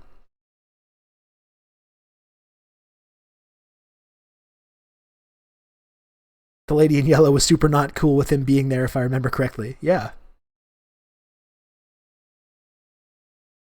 And you say, Larry Weir, that's historically, for much of human history, the soldiers were rewarded with rape and pillage rights. When enemies are dehumanized, it can sure result in this. And we're talking about South Korea, where they were actually allies. Canada, we were like, we're here to help. We're Canada. We're helping you. Thanks for hosting the stream, Diamiam. We're helping you. We're your allies. And then they're committing like horrific acts of violence and sexual assault against the people that we're supposed to be helping. Fucking disgusting. To bring that up, Because there it is, in an NFB film about peacekeeping, one of the ways they are trying to attract Canadian men to go and be peacekeepers is by this sly promise of sexual conquest. So, yeah, sorry. I mean, God, what a horrible thing to get into, but I do think it's important. I think it's an important piece of all this. Mm-hmm. So one of the things you brought up in that answer there was the Canadian war in Afghanistan. And I think that's really important to address in this interview because there's a really popular kind of idea in Canada that Canada was not particularly involved in the war on terror, quote unquote, because Canada was not did not send troops during the American invasion of Iraq. Could you give us some more details about the role that Canada played in the war on terror, why the war in Afghanistan is so important, and what Canadians should know about it? There's a few things here that are really important, but because I've been talking about this kind of colonial imagination, I want to stay on that thread for a second. In the same way that the I'll take it. I'll take the one viewer. Police was really valuable to me. One of the most valuable books for me on Afghanistan was a horrendous piece of trash called 15 Days by Christy Blatchford, whom you guys probably recognize as the right-wing columnist who died recently. Just a horrific. Prayers up for Christy Blatchford. One of many of these books that just kind of, what's it like to be a Canadian boots on the ground soldier? But, she's so aggressively colonial herself and her ideology. The opening line of the book is, Task Force 15 was a killing machine. She just glorifies the violence. And the fucking book hack. was incredibly useful for me because it was, the Canadian military and military supporters and colonizers kind of talking honestly amongst themselves about how great they were. And so what I saw in the many, many quotes that Christy Blatchford had from Canadian soldiers in Afghanistan was that colonial imagination again. Almost as if no time had passed between, the genocide of indigenous peoples, indigenous nations, and the war in Afghanistan. You have, this one soldier who is quoted saying, he's saying this to an Afghan, he's saying, I'm better than you, we're better than you. And they repeat this over and over, this idea that the Canadians are better. There's always, the Afghans are always presented as, they're either scheming, murderous terrorists, or they are simpering, pathetic allies. Sometimes, if they're working with the Afghan National Police, the Afghan police they're always framed as these weak, they're not serious, they don't know how to get the job done. Or, they're very thankful, grateful, innocent, victims. They're just so thankful. They're just, oh, thank you to the soldiers. Thank you so much. You've saved us, right? All of which services the, white supremacist myth. That Canadians are better. They're more rational. They're more advanced. They've got better weapons. They've got better training. They know how to run a state. They know how to run a government, all of that sort of thing. There's a line, one of the soldiers says, we went to Afghanistan and these people he says, they're 2,000 years in the past. It's like they're walking right out of the pages of National Geographic. Oh. I mean, right? I mean, you couldn't really get a clearer articulation of colonialism and white supremacy than that. And it's pervasive in that war. It is pervasive. And so it's explicit in what some of these soldiers say, but of course it's also there in a more subtle and nuanced way, but it's also there in the official discourse, right? Which is, why are we in Afghanistan? At first, of course, it was revenge for 9/11, but, that didn't sit well with people, especially when there was no one from Afghanistan even involved in 9/11. So the narrative became, well, we're there to help, right? We're there to help them build a state, and we're going to save women. Remember that? How did that work out? So central to the narrative was the awful Taliban treat women badly, and so Canada's going to go and save the women of Afghanistan. Now the women will get to be in public, and they'll get to go to school, and Canada's going to build schools, and it's all a sham. It's all just a total sham. In terms of the actual reconstruction of, building things like schools and hospitals, very little infrastructure was actually ever built. Most of the money that was earmarked for that got funneled up into Canadian organizations and companies. In terms of the politics, I mean, obviously it was colonial mobilization of feminism in the first place to say, oh, we're there to save the women. But even if you believed that nonsense, Canada actually oversaw the reinstitution of some of the most horrific patriarchal laws in Afghanistan when Canada was basically controlling the Hamid Karzai government. And when I say basically controlling, I mean that Canada had Instigator, thanks for the link. I'll check that out in just one sec. Strategic advisory team in Afghanistan embedded within the Afghan government, and essentially making policy for Hamid Karzai's government. It was the occupation that kept Karzai in power for 12 years. And so he needed them. And therefore, Canada had this really, really central role in running Afghanistan between 2002 and 2014. Well, actually beyond, but especially in that period. And in that time, some of the most patriarchal, laws, again, I hate sort of repeating these things, but laws that would allow husbands to rape their wives if they refused sex. Canada and its advisory team oversaw Hamid Karzai's government reintroducing such laws. After they had been eliminated, Karzai brought them back to, appease some of the patriarchal tribal leaders, and Canada gave that the thumbs up, gave that the okay. So even if, you somehow were fooled into thinking that Canada sincerely went to Afghanistan to help women, which I'm not, but even if you were, they didn't do that. I'm just kind of pulling at examples here, but Canada left Afghanistan a mess, a disaster. And, it's not that Afghanistan was in great shape, in 2001 when the invasion began, but even that part of the story, I think there's a really important bit of context to.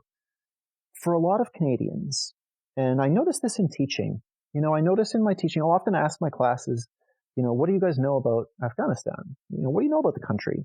And they know about the war. They know about, 9/11 and the war and so on. But a lot of my students don't know very much about Afghanistan before that. It's as if Afghanistan didn't have a history prior to Canada's arrival. And of course it did. It has a complicated history.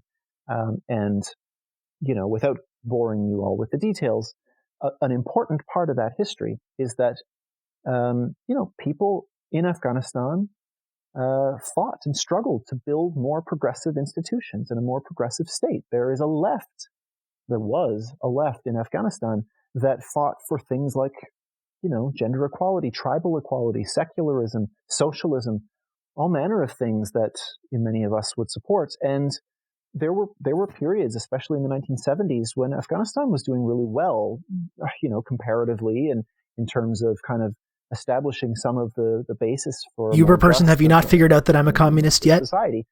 I thought it was kind of obvious from all the communist shit I'm saying by on the stream. The U.S. support for the Mujahideen, right-wing forces that went in and tried to harass the Afghan government, which then prompted the Soviets to invade. It all becomes this huge nightmare. And again, without boring you with the details, that conflict is sort of what leaves Afghanistan in the situation that it's in 2001, which is that, it is ruled by a sort of theocratic cabal of, known as the Taliban. And it's not a great place and it's not in great shape.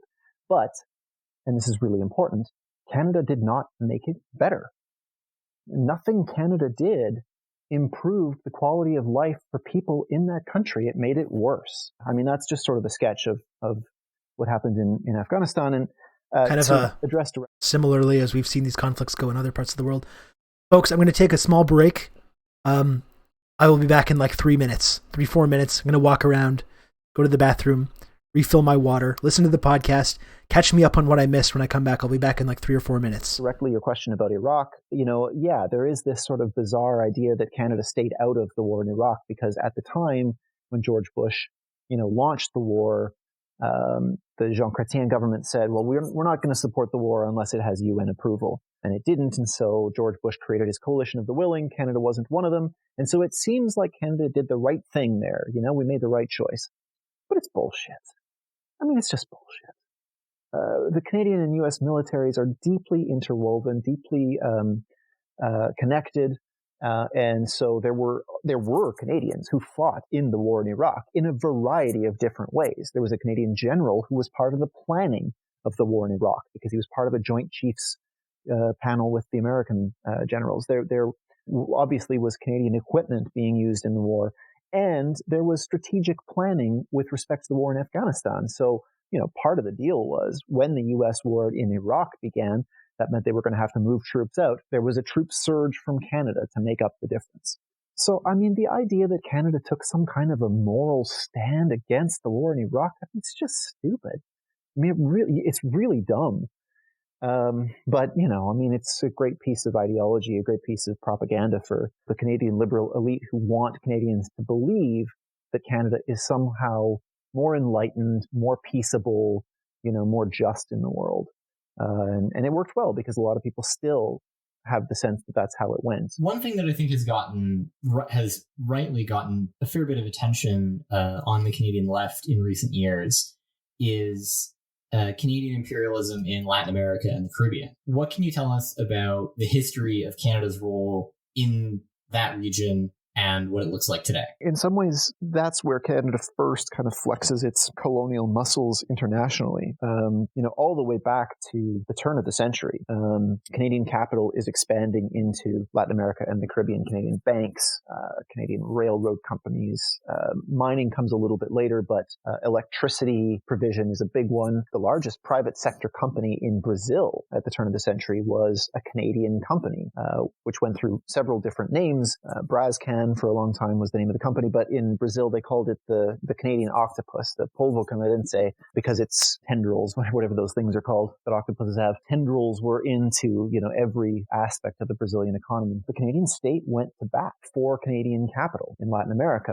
The sort of the worst, I think, case in the earlier era was in the 1930s when the Canadian military was sent to El Salvador and landed on the coast of El Salvador and met with the Salvadoran military government and sort of planned and strategized around what became a horrific massacre of indigenous Salvadorans who were engaged in a popular struggle against the dictatorship. It's remembered as La Matanza, the massacre. Something in the range of 40,000 people were killed, while the Canadian ships sort of sat there giving their tacit approval. They didn't directly participate, but immediately after the massacre, the Canadian commander came ashore and met with the generals. They had lunch, they played golf, and the generals thanked the Canadians. So, you provided a huge morale boost for our troops. Canada knew what it was doing. And of course, at the heart of all of this was a Canadian company, a company based in Montreal called International Power, which provided electricity at extremely high rates because they basically had a monopoly in the country. And International Power was one of the primary grievances that people in El Salvador had. It was symbolic of the way that working class Salvadorans were exploited by this regime. People need power, they need light, they need electricity, but it's extremely expensive. And of course, wages are very low. So, the fact that electricity is so expensive is really brutal. And of course, the profits are flowing back to Montreal. And so when this popular uprising begins, International Power is on the phone with the prime minister. Literally, I don't know if it was the phone at that time, but they're on the wires because Prime Minister Bennett was close friends with I.W. Killam, who was the head of International Power. And so Prime Minister Bennett sends the gunships to stop what he calls, quote, the communist Indians. And they did. It was a massacre. It was a horrendous piece of history that Canada participated in. And that's the 1930s. And, you can run through the rest of the history of Latin America and you find case after case after case. They often look very similar. There's often Canadian capital invested. It quickly becomes mining, which today is one of the main industries. And it's almost always about supporting some dictatorship because that dictatorship will give advantages to foreign and specifically Canadian capital. I guess sort of to pull it into the modern era, the case that means or that I have the most personal connection to is Honduras. My first book was about Canada in Honduras.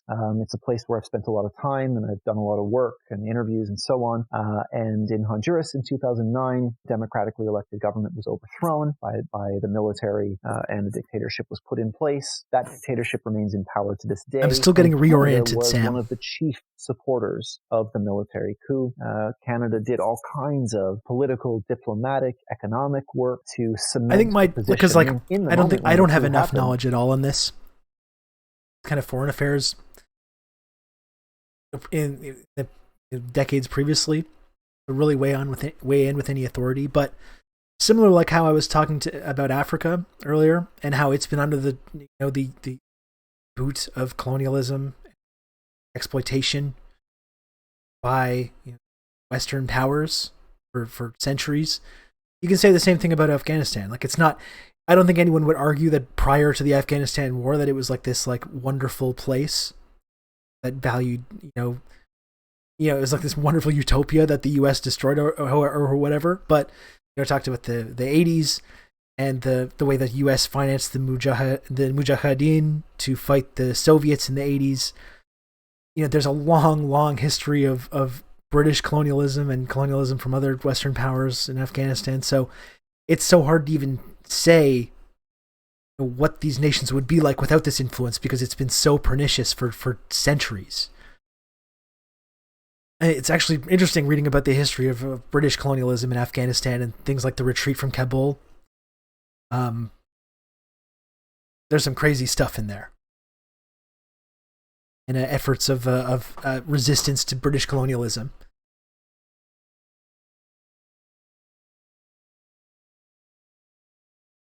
Leaders across the world said, whoa, you can't do that. You can't just kidnap a president. Come on. But Canada did a lot of the on-the-ground work of, getting people to support, we can't go back in time. We just have to help Honduras move forward. They'll hold new elections and everything will be okay. And of course, they did hold new elections. They were a sham. The dictatorship is still in place. And that dictatorship quickly signed a free trade agreement with Canada. Canada has a ton of money invested. So that's Honduras, in mining. right? It has. That's Honduras, right? And we also did the same thing in Haiti in the early 2000s as well. I don't know if that got mentioned. A lot of Gildan has a lot of factories there. Another Montreal-based company, sweatshop employer. There's a ton of industries that have invested in Honduras, and they want a government in place that will support their interests, support the interests of capital. So yeah, all the way back to the 1930s in El Salvador, to the 2000s and 2010s in Honduras. That's been a very consistent pattern.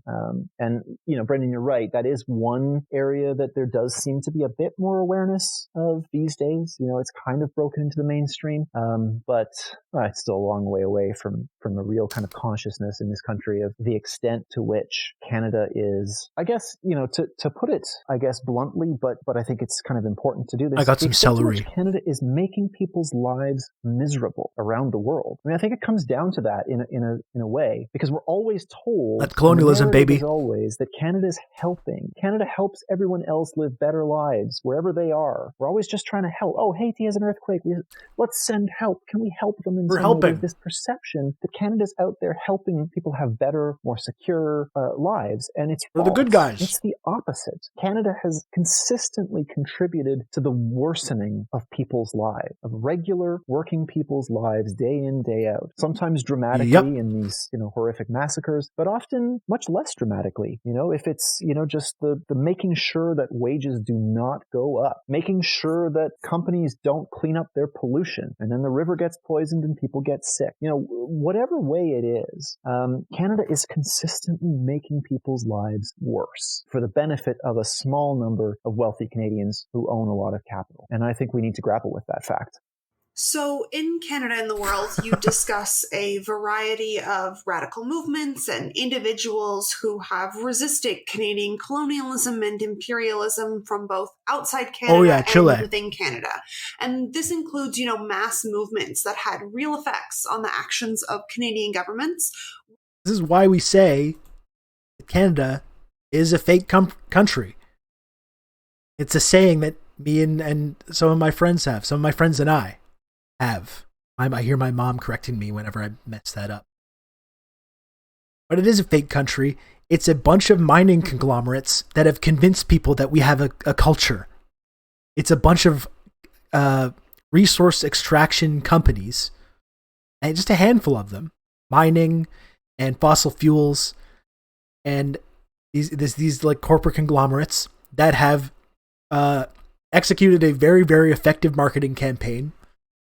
A very, very effective marketing campaign that has convinced millions of people, both in this country and around the world, that Canada is like a thing that exists, that we have this kind of shared culture and history, this benevolent history. This is all just bullshit. It's all just a complete marketing campaign. And many, many people have bought it. And that's what happens when you have, that's propaganda. That's what it is. It's what we get taught in our school system. It's part of our like national myth. It's part of our fake culture that we have. Oh, Canada, we're the kind, benevolent, peaceful people to the north, and we just kind of are polite, and we've got the Mounties that are kind of heroic, and everyone, we just care about like early morning hockey practice and a nice hot cup of Tim Hortons, and going out and drinking a few brews with the boys, at the lake. This is a marketing campaign. This is not a country. It's not a real country. It's not a real culture. It's a bunch of mining companies and oil and fossil fuel companies. And they've convinced us that we live in this country called Canada. It doesn't exist. It's fake. And all this national myth about how kind and benevolent we are, again, as we've listened to throughout this episode, 100% bullshit, not based in reality in any way. What can we learn from these histories of resistance? Yeah, I mean, the only thing that's ever interrupted any of the things that I've been talking about has been popular movements against them, moments of sort of political upsurge and radicalism against the Canadian state. That's the only thing that's ever interrupted it. And obviously there hasn't been a kind of revolutionary movement yet that has been able to change hockey fights. The Canadian state, but right. There have definitely been moments where, where it's been interrupted, whether we want to talk about, the 1920s and 30s when a lot of organizing was being done by the Communist Party of Canada. A lot of work was being done at with homeless people and around the work camps, the labor camps that were created. In 1935, there's a huge sort of upsurge of rebellion in Regina. I skipped over the Winnipeg Generals. Don't forget to thank the Brazilian conglomerate that owns Tim Hortons for our cultural identity. Yeah, exactly. Thank you. It's 100% make-believe. Of course, in my hometown, 1919. So there have been moments, there have been moments of Indigenous resistance, which are crucially important, and I think need to be sort of considered central to all of this. Early points of rebellion and resistance at Red River and Batoche in the Northwest, but also more recent, whether we want to talk about Oka or Burnt Church or Elsipogtog or the very recent moments of rebellion, Wet'suwet'en and so on. And I think those are the moments and those are the places where, the Canadian state and the Canadian ruling class has not been able to quite do what it wants, has not been able to quite fulfill, its kind of long historical goals around settler capitalism and the colonial imagination. So those moments are important, and they've had important consequences. Some of the early upsurge is why we have some of the limited now, but the labor land back lane we have come from, and the Mi'kmaq situation too, where they're now like taking over fisheries immigrants, there. Chilean refugees who came to Canada after Canada supported Pinochet in Chile. A lot of Chileans fled the country, some to Canada, and their activism that they brought from Chile, part of the reason Canada had to back down on the Contra Wars in the 1980s. It was political mobilization, popular mobilization that forced Canada to take a position against apartheid in South Africa. It didn't want to. The Canadian ruling class and the South African ruling class were tight. They didn't want to go against apartheid, but it became politically necessary to do so. It became impossible for the Canadian state to be, a complete pariah. And this is what we're trying to do with Israel as well, and Saudi Arabia. Here. So I think that's fundamental. I think it's really important. And, I think everything that is done in terms of political mobilization in Canada has to be done with a very, very clear sense that this is Indigenous territory, and that whatever kind of radical, revolutionary movements we want to build, they have to be at some level directed. Thanks for stopping by the stream, anti-colonial DOMM. struggle. Thanks, I really is land appreciate that it. has not been decolonized. It is still colonized land, and decolonization has to be a first step as part of any revolutionary project. And that's not to say that the rest of the multiracial working classes of Canada should also be a part of that. They should. We all should. We all have to be. But it is to say that there has to be some centering. Take care, Rylan. Thanks for stopping by. Fundamental, because that's fundamentally what Canada is. And if our goal is to dismantle Canada, the thing called Canada, obviously, then it has to begin with decolonization and the creation of something different here that is not Canada, something that is better. So yeah, I mean, I think it's hard to find places to have hope these days, but I think that's where we have to look. Tyler, thank you so much for joining us here on the Alberta Advantage. If our listeners are interested in picking up your book and in following your work, where should they look? Yeah, the book is available at Fernwood Publishers on their website. I think there's probably a few other bookstores that are starting to carry it now as well. There is a Twitter account for Canada and the World for the book, which I would encourage people to follow. I post little vignettes, little pieces of the history that is covered in the book. And of course, yeah, people can always reach out to me directly. I'm pretty easy to find. I'm always happy to, talk about, discount pricing options and shipping options and whatever to make sure anyone who wants to read the book can read it. So yeah, and thanks to all of you guys for having me here and giving me a chance to talk about this stuff. And yeah, I'm really grateful. It was our pleasure. Thanks so much for joining us. Makes no difference where I go, you're the best. If you liked today's episode, you should check out the Harbinger Media Network, featuring shows like the popular bi-weekly Toronto Eco-Socialist podcast, Oats for Breakfast, which approaches questions related to socialist strategy from an open, non-dogmatic perspective with hosts Umair, Sadia, and a rotating panel of guests. Find out more about the Harbinger Media Network and the entire cross-country lineup of podcasts at harbingermedianetwork.com. That was tremendous. That was really good. I'm glad we did that. I just threw the link in the cloud. If you want to, please subscribe to Alberta Advantage. It's a really tremendous podcast. And that interview with Tyler Shipley was really good. I'm interested in actually probably checking out that book as well. I got to talk to Tyler. Maybe I'll bring him on the stream. Very knowledgeable guy. But that was... Yeah, this is how I want to listen to all my podcasts now. That was cool. That was fun. I liked that. That was cool. And learning about this kind of stuff, obviously there was stuff in that conversation that, we probably knew. There's stuff that we don't know. But learning in detail about the colonial history of this country, and the way we've been on the wrong side of history in so many of these conflicts, and the way that we've worked overtime to, sorry, I'm just responding to something in the chat about Tyler Shipley. Yeah, I'll post a link to Tyler Shipley's stuff. Yeah, just dispelling these kinds of myths about what this kind of country is. And, challenging this idea that people have. And I once had this idea as well. You grew up, especially in kind of like a white sort of middle class milieu like I did.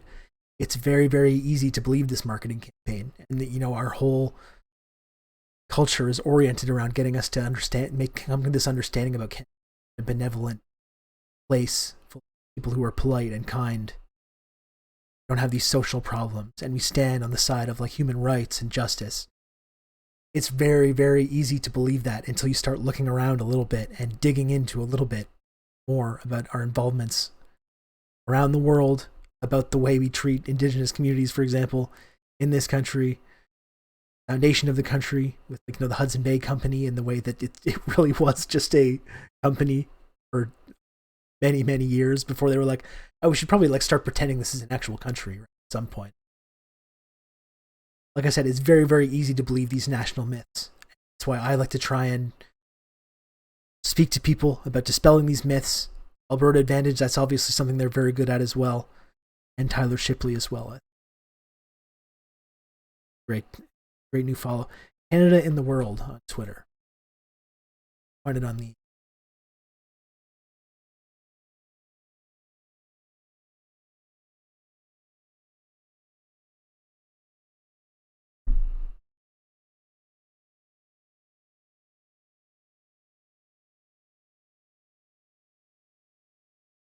That was great though, right? What did you guys think of that? Really great interview. Alberta Advantage.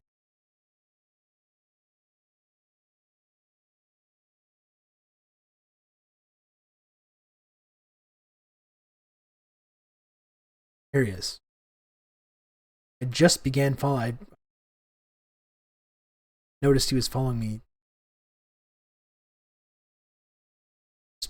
earlier today, I think, when I was planning on playing the episode. I just started following him. Yeah, okay, you found him. You found him before I did. It was very slow.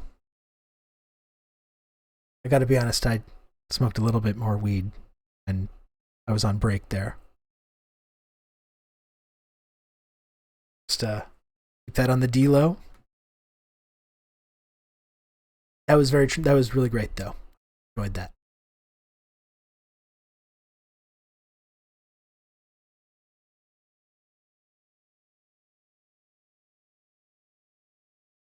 Stuff.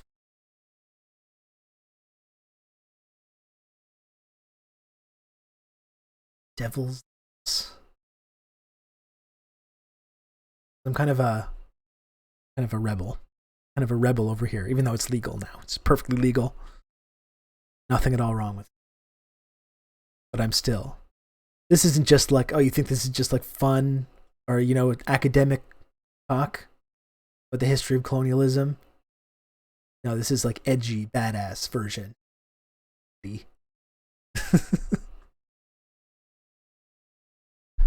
Okay. Well, yeah, that was really great. And it was a fun way to, that's a fun way to absorb that kind of content. I think that's something we can definitely count on doing more often.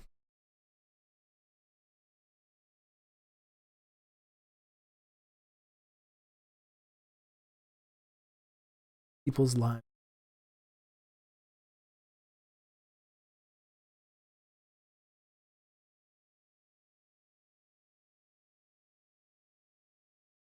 Yeah, we're behind the US now. Some states have legal LSD and shrooms. Yeah, we just gotta fucking like abolish these drug laws. Just abolish them all.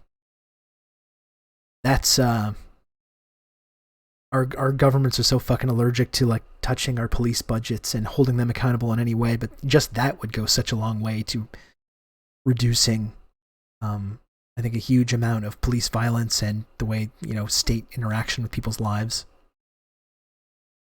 As a rebel, I stopped smoking weed once they legalized it. That's it. That's tricky. Yeah.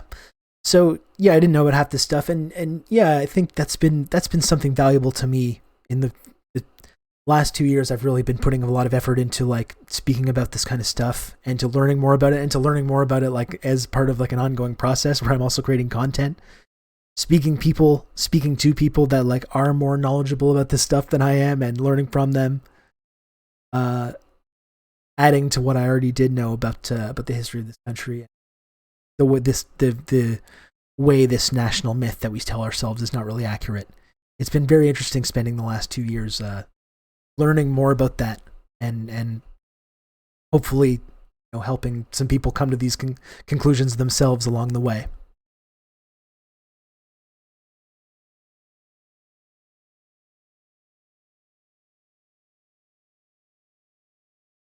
I guess I could, while we hang out here for the next hour, listen to more like synth music. Right? You want to listen to some synth music? Maybe we can listen to synth music and watch mall footage. For some reason, that's just a really appealing thing to me.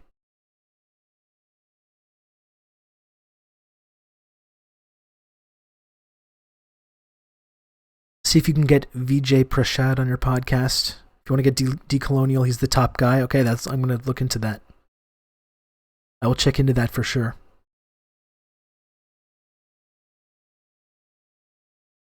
If any Canadians are looking to get involved in a non-Stalinist Marxist group, check out Socialist Fight Back.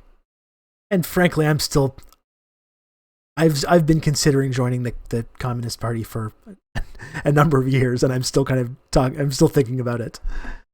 I had Jay Watts on my podcast last week. He's the central organizer for the Communist Party, and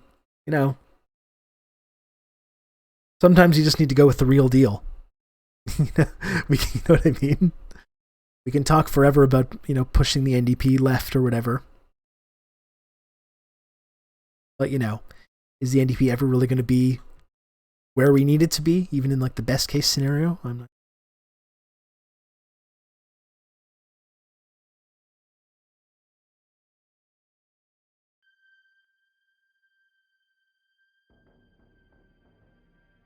Let me just, I know there's like, I'll be one sec. Let me just grab this text here.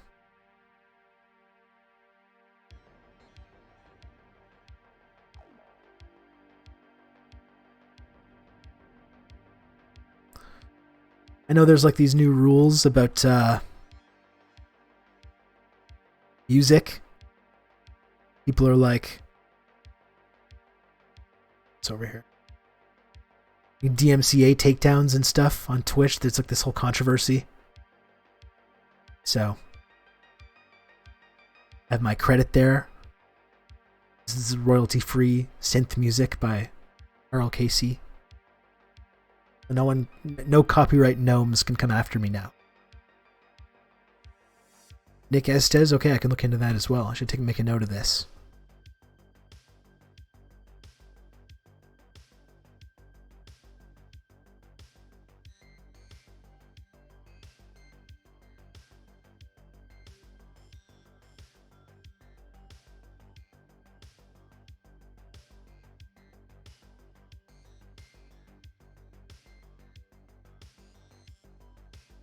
And my keyboard is really not working. No good.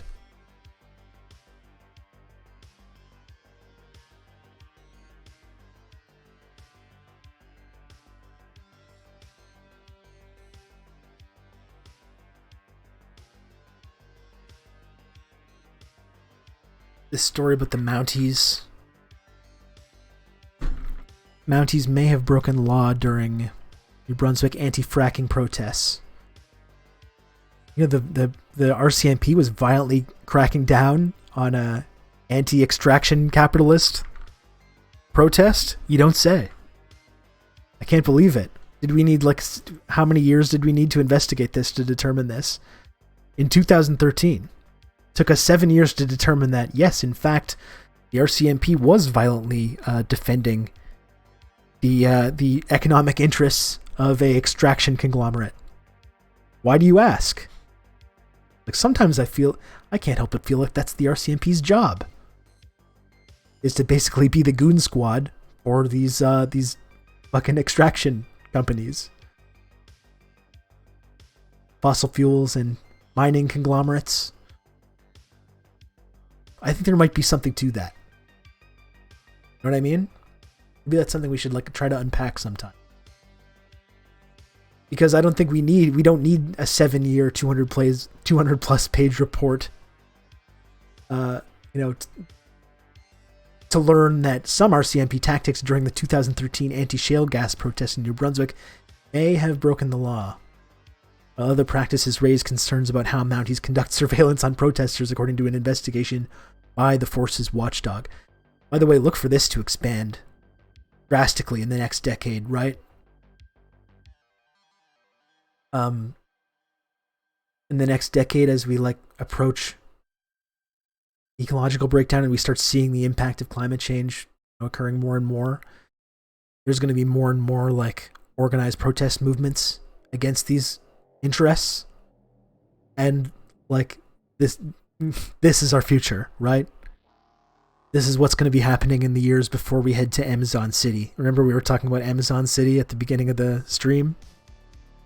There's going to be many years of this too, as people start protesting these extraction interests more and more, and we're going to see more and more violent crackdowns by the RCMP, or the whatever federal agency in the U.S.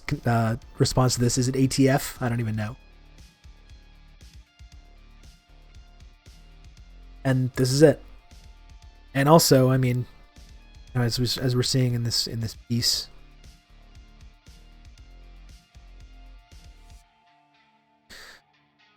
the protests at the heart of the investigation began after the government of New Brunswick granted a license to SWN Resources Canada to explore the accessibility of shale gas near the TRRS. Protesters, many of them Indigenous and fiercely opposed to the exploration project, retaliated by blocking access to the site and setting up an encampment.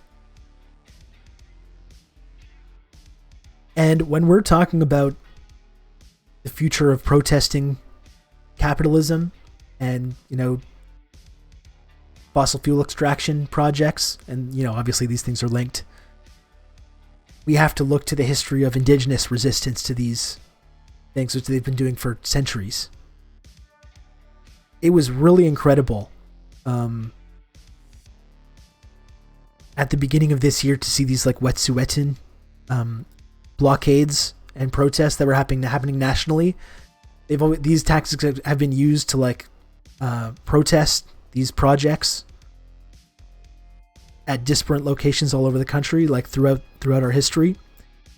But seeing that start to come together on this national level, it was really, really inspiring. And if you are of the view, shut down Canada, exactly. And if you are of the view that this kind of our model, our economic model, is leading us off a cliff, leaving our whole society off a cliff, and as more and more we need to start getting in the streets to protest this, look no further to what Indigenous people in this country and elsewhere have been able to do. You look at Standing Rock in the U.S., the South American nations like Brazil, Australia, which is similarly a fake country, Canada. We need to look to their history of resistance and also follow their example. And what the Wet'suwet'en protests, the blockades and the Shutdown Canada stuff really showed me, I think, which was unfortunate because it was really felt like it was really spiraling into something even more significant, and it kind of, because of the pandemic, it kind of got shut down. But you talk about America and the possibility of a general strike or Canada as some kind of pushback to our very undemocratic ruling class and the way that they're in control of the levers of power. A general strike or us withholding our labor, that's kind of our main weapon that we have in order to, regardless of what institutions they control, courts or the political system or the media, we can control that and we can extract concessions through that. But that's also very, very difficult to organize a general strike, right? It's really difficult. It's pretty unlikely unless things get much, much drastically worse. But what the Wet'suwet'en kind of blockade showed me, and I think we should all learn something from this, is that how we can, it's maybe just the thing talking just about Canada, we can completely economically paralyze this country with a relatively small number of people. With a small number of dedicated people, we can really just shut down the economy of this country. It was starting to happen with that Shutdown Canada blockade, and it kind of got scuttled. But that's something we all have to keep in mind for the future as we get closer to climate breakdown, and when we start feeling the impact of climate change more than we are now. When things get really dire and we start to the need to completely transition our economy away from this kind of extraction capitalism into something else, when it becomes more and more pronounced, and these corporations that are there using their tools of the state like the RCMP start digging in even more and pushing back against the resistance, and when those really starts coming into conflict, that Shutdown Canada blockade can really serve as a blueprint for how we can totally shut down the economy of this country, or we possibly theoretically could. That was really, really inspiring.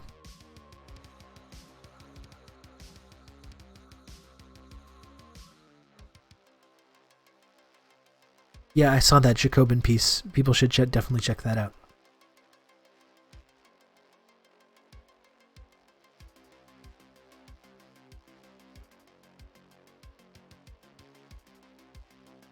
Yeah, Zorbitron, I agree with what you're saying, definitely. But I think if we extrapolate from those blockades and say, like, what if that really did become a large social movement? You know, when it's not just a small dedicated group of people, but really a significant number of people. Are they going to be able to use the same kind of level of brutality to push back against it? That's going to be the question.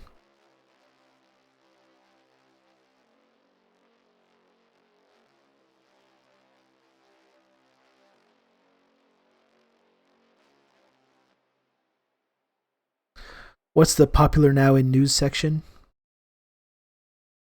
Scary new Nature article about ice cap melting. Yeah, we're... This decade is going to be messed up. Right? This decade is going to be really messed up. No getting around that.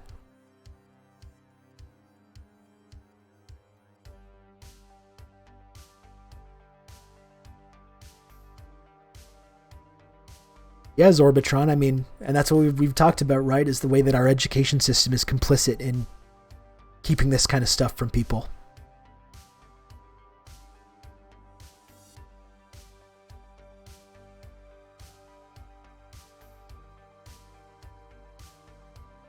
And I know that's, you know, I'm definitely not someone, I'm not an activist. I'm just like an annoying media guy. But it's one thing I hope I can have a small impact on, is turning some people onto these ideas that maybe hadn't been exposed to them previously. It's not much. The people that are actually like doing the work in their communities, you know, those are the people that we really need to be following, not fucking like dummies on Twitch like me. But I like to believe that it's having some impact trying to introduce these ideas to people that maybe wouldn't have been introduced to them before.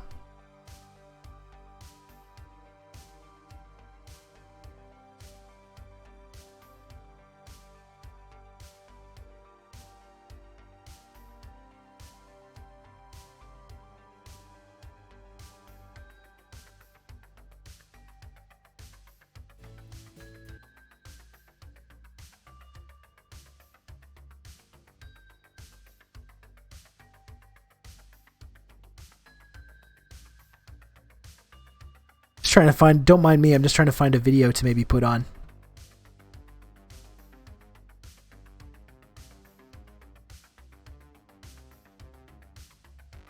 My half-brother is in 9th grade.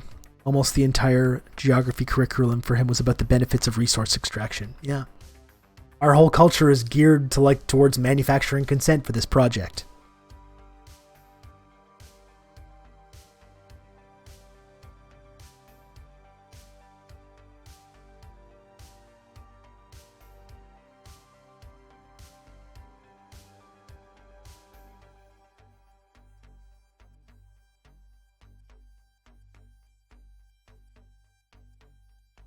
This TVO video.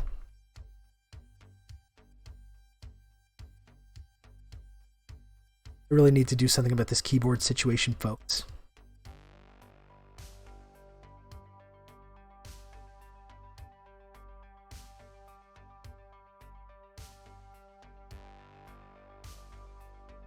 Really no good.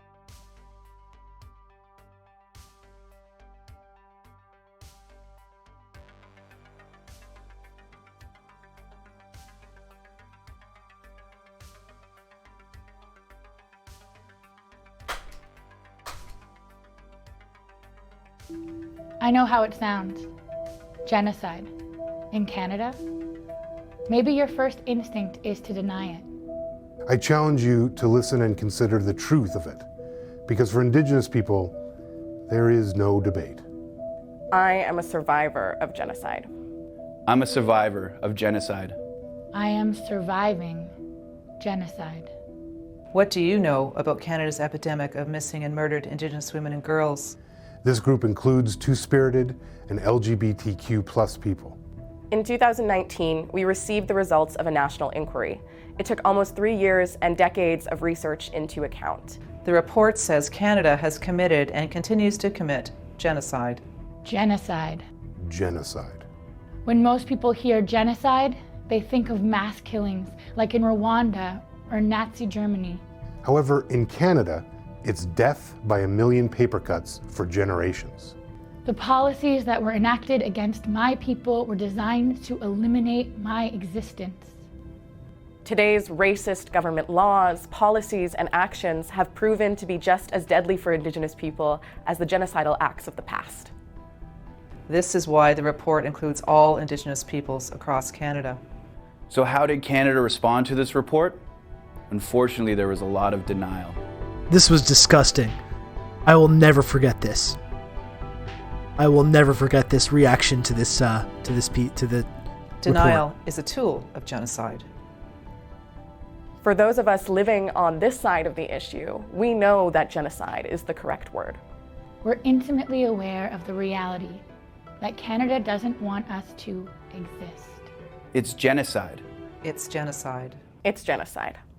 Yeah, so just to expand on this, what I was just referring to there, if you're not familiar. So this report came out last year. The report on missing and murdered Indigenous women and girls.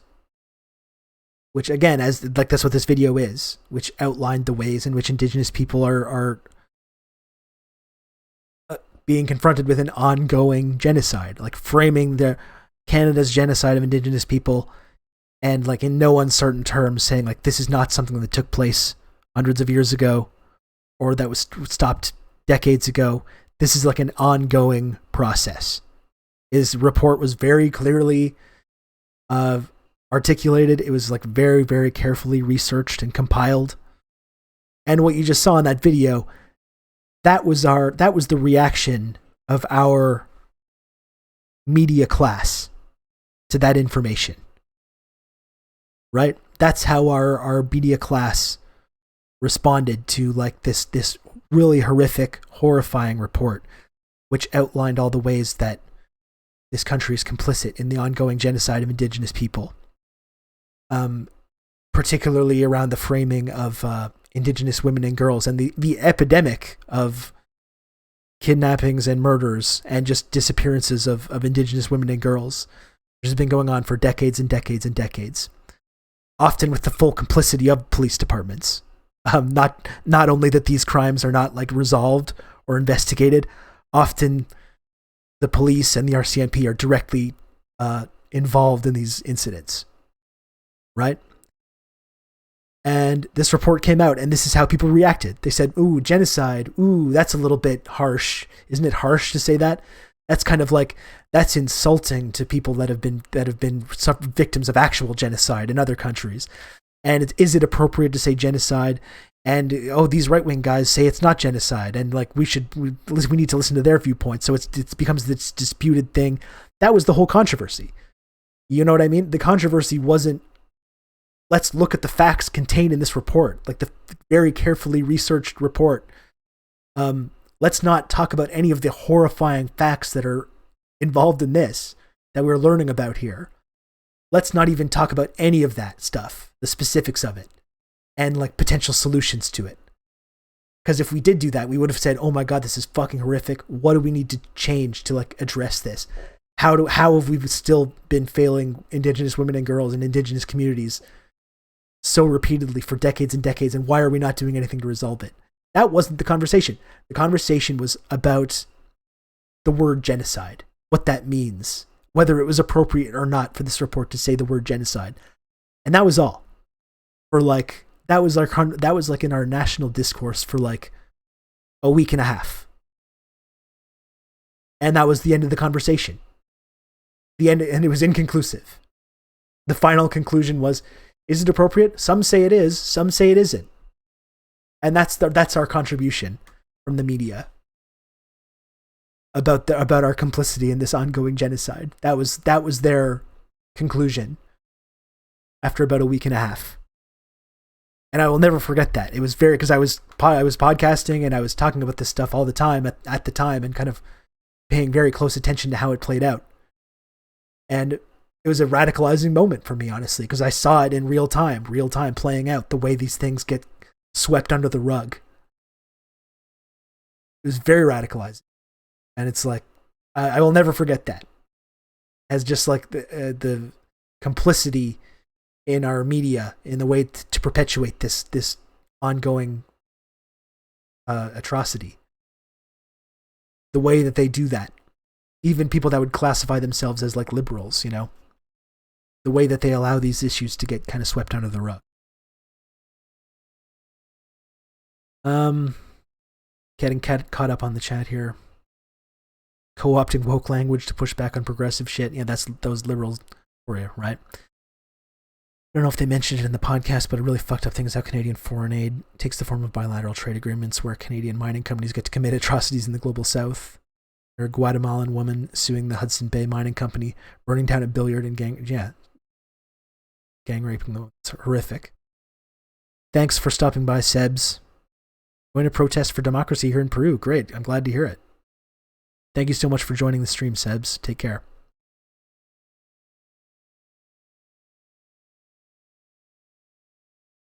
What is genocide?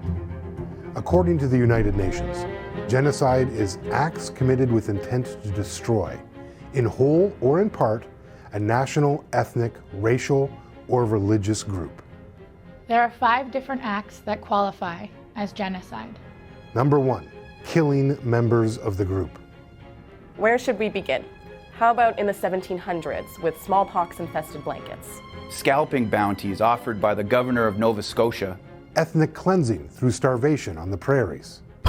By the way, that's another wrinkle to this. I don't want to say it's funny, but it's not funny, obviously, because of the horrific subject matter.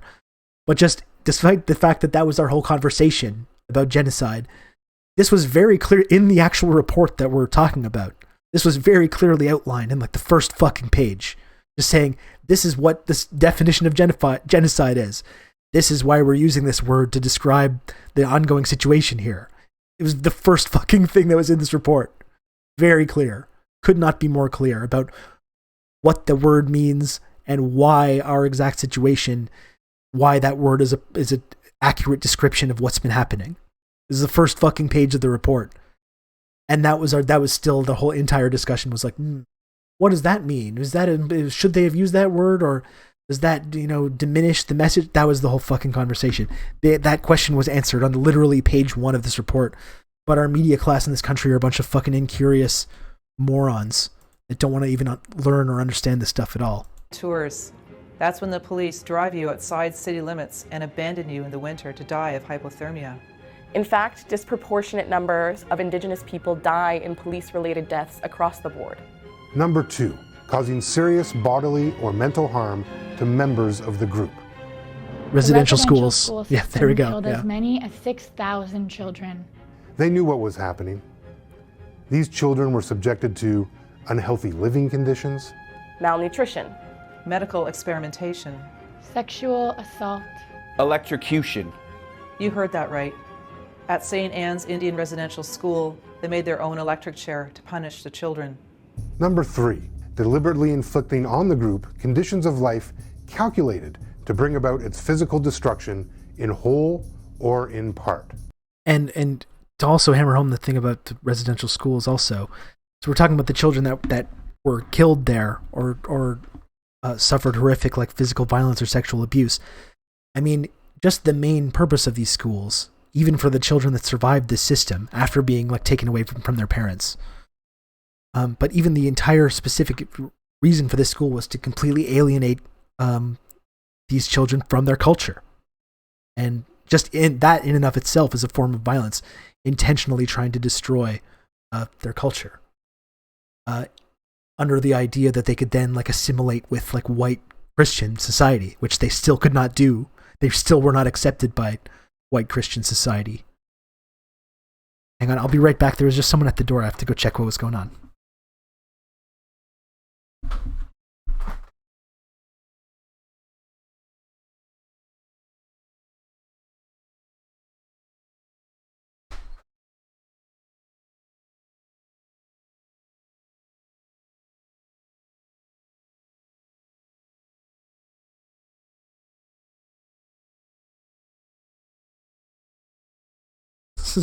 Rain delivery. That's right. No, I just got a package.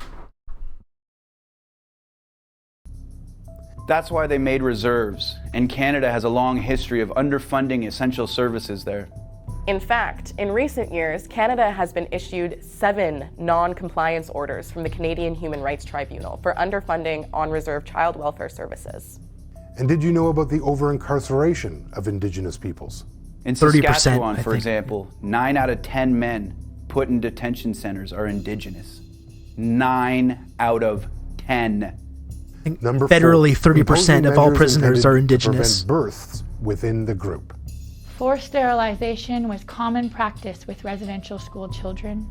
It was Canada's official policy up until 1972. 72, Over 100 not cases of 1872. coerced sterilization of Indigenous women have been reported in the time since they repealed that policy. Number 5, forcibly transferring children of the group to another group. The 60s scoop. Up to 20,000 Indigenous children were taken from their families. Residential schools, up to 150,000 Indigenous children were taken from their families. The Millennium Scoop. More than half of the children currently in Canadian foster care I'll drop are a link. Indigenous, taken from their families. I'll drop a For the link past after this. 150 years, this country has taught its children, its future police officers, politicians, doctors, and editors to look away from Canada's true history, to avert their eyes to the Indian problem, or to treat it as a problem of Indigenous people's own making. Why is it important to understand the history of genocide in Canada? Because it's not history. It's still happening right now. There is a violence and a complicity in looking away. Inaction is inaction too. So long as we deny Canada's true history, violence and oppression can and will continue to happen. Where do we go from here? How do we make Canada a safe place for Indigenous people, and especially for women and girls? For me, it means doing the equal and opposite of what was done to us. It means rooting ourselves in our cultural knowledge and supporting women as they teach the next generations to do the same. Since the Truth and Reconciliation Commission, the word reconciliation has almost lost all meaning. There will be no reconciliation in this country without basic human rights, without equity, without equality for our Indigenous people.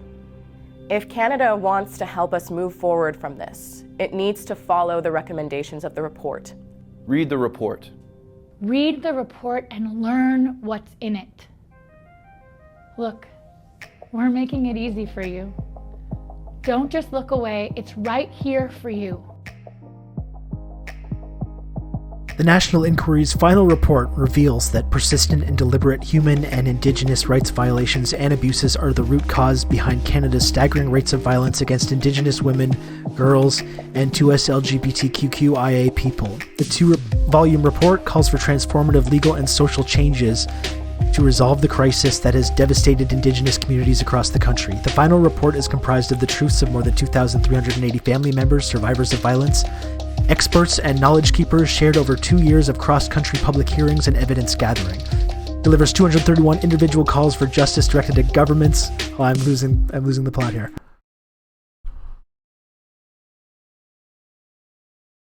It delivers 231 individual calls for justice directed at governments, institutions, social service providers, industries, and all Canadians. As documented in the final report, testimony from family members and survivors of violence spoke about a surrounding context marked by multi-generational and intergenerational trauma and marginalization in the form of poverty, insecure housing or homelessness, and barriers to education, employment, healthcare, and cultural support. Experts and knowledge keepers spoke to specific colonial and patriarchal policies that displaced women from their traditional roles in communities and governance and diminished their status in society, leaving them vulnerable to violence. And there's the link to check it, to read this report.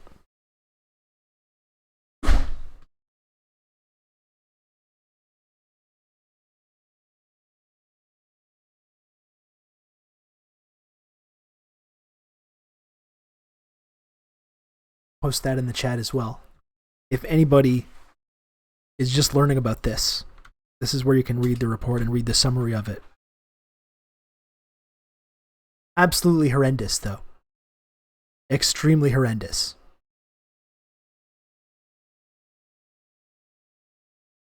And again, a very, very radicalizing moment for me was seeing the release of this report and the way people reacted to it. Extremely telling. And when you see that kind of happen in real time, you understand how we've managed to like continue the treatment of these communities for generations. Abhorrent. That is a good word to use. I agree.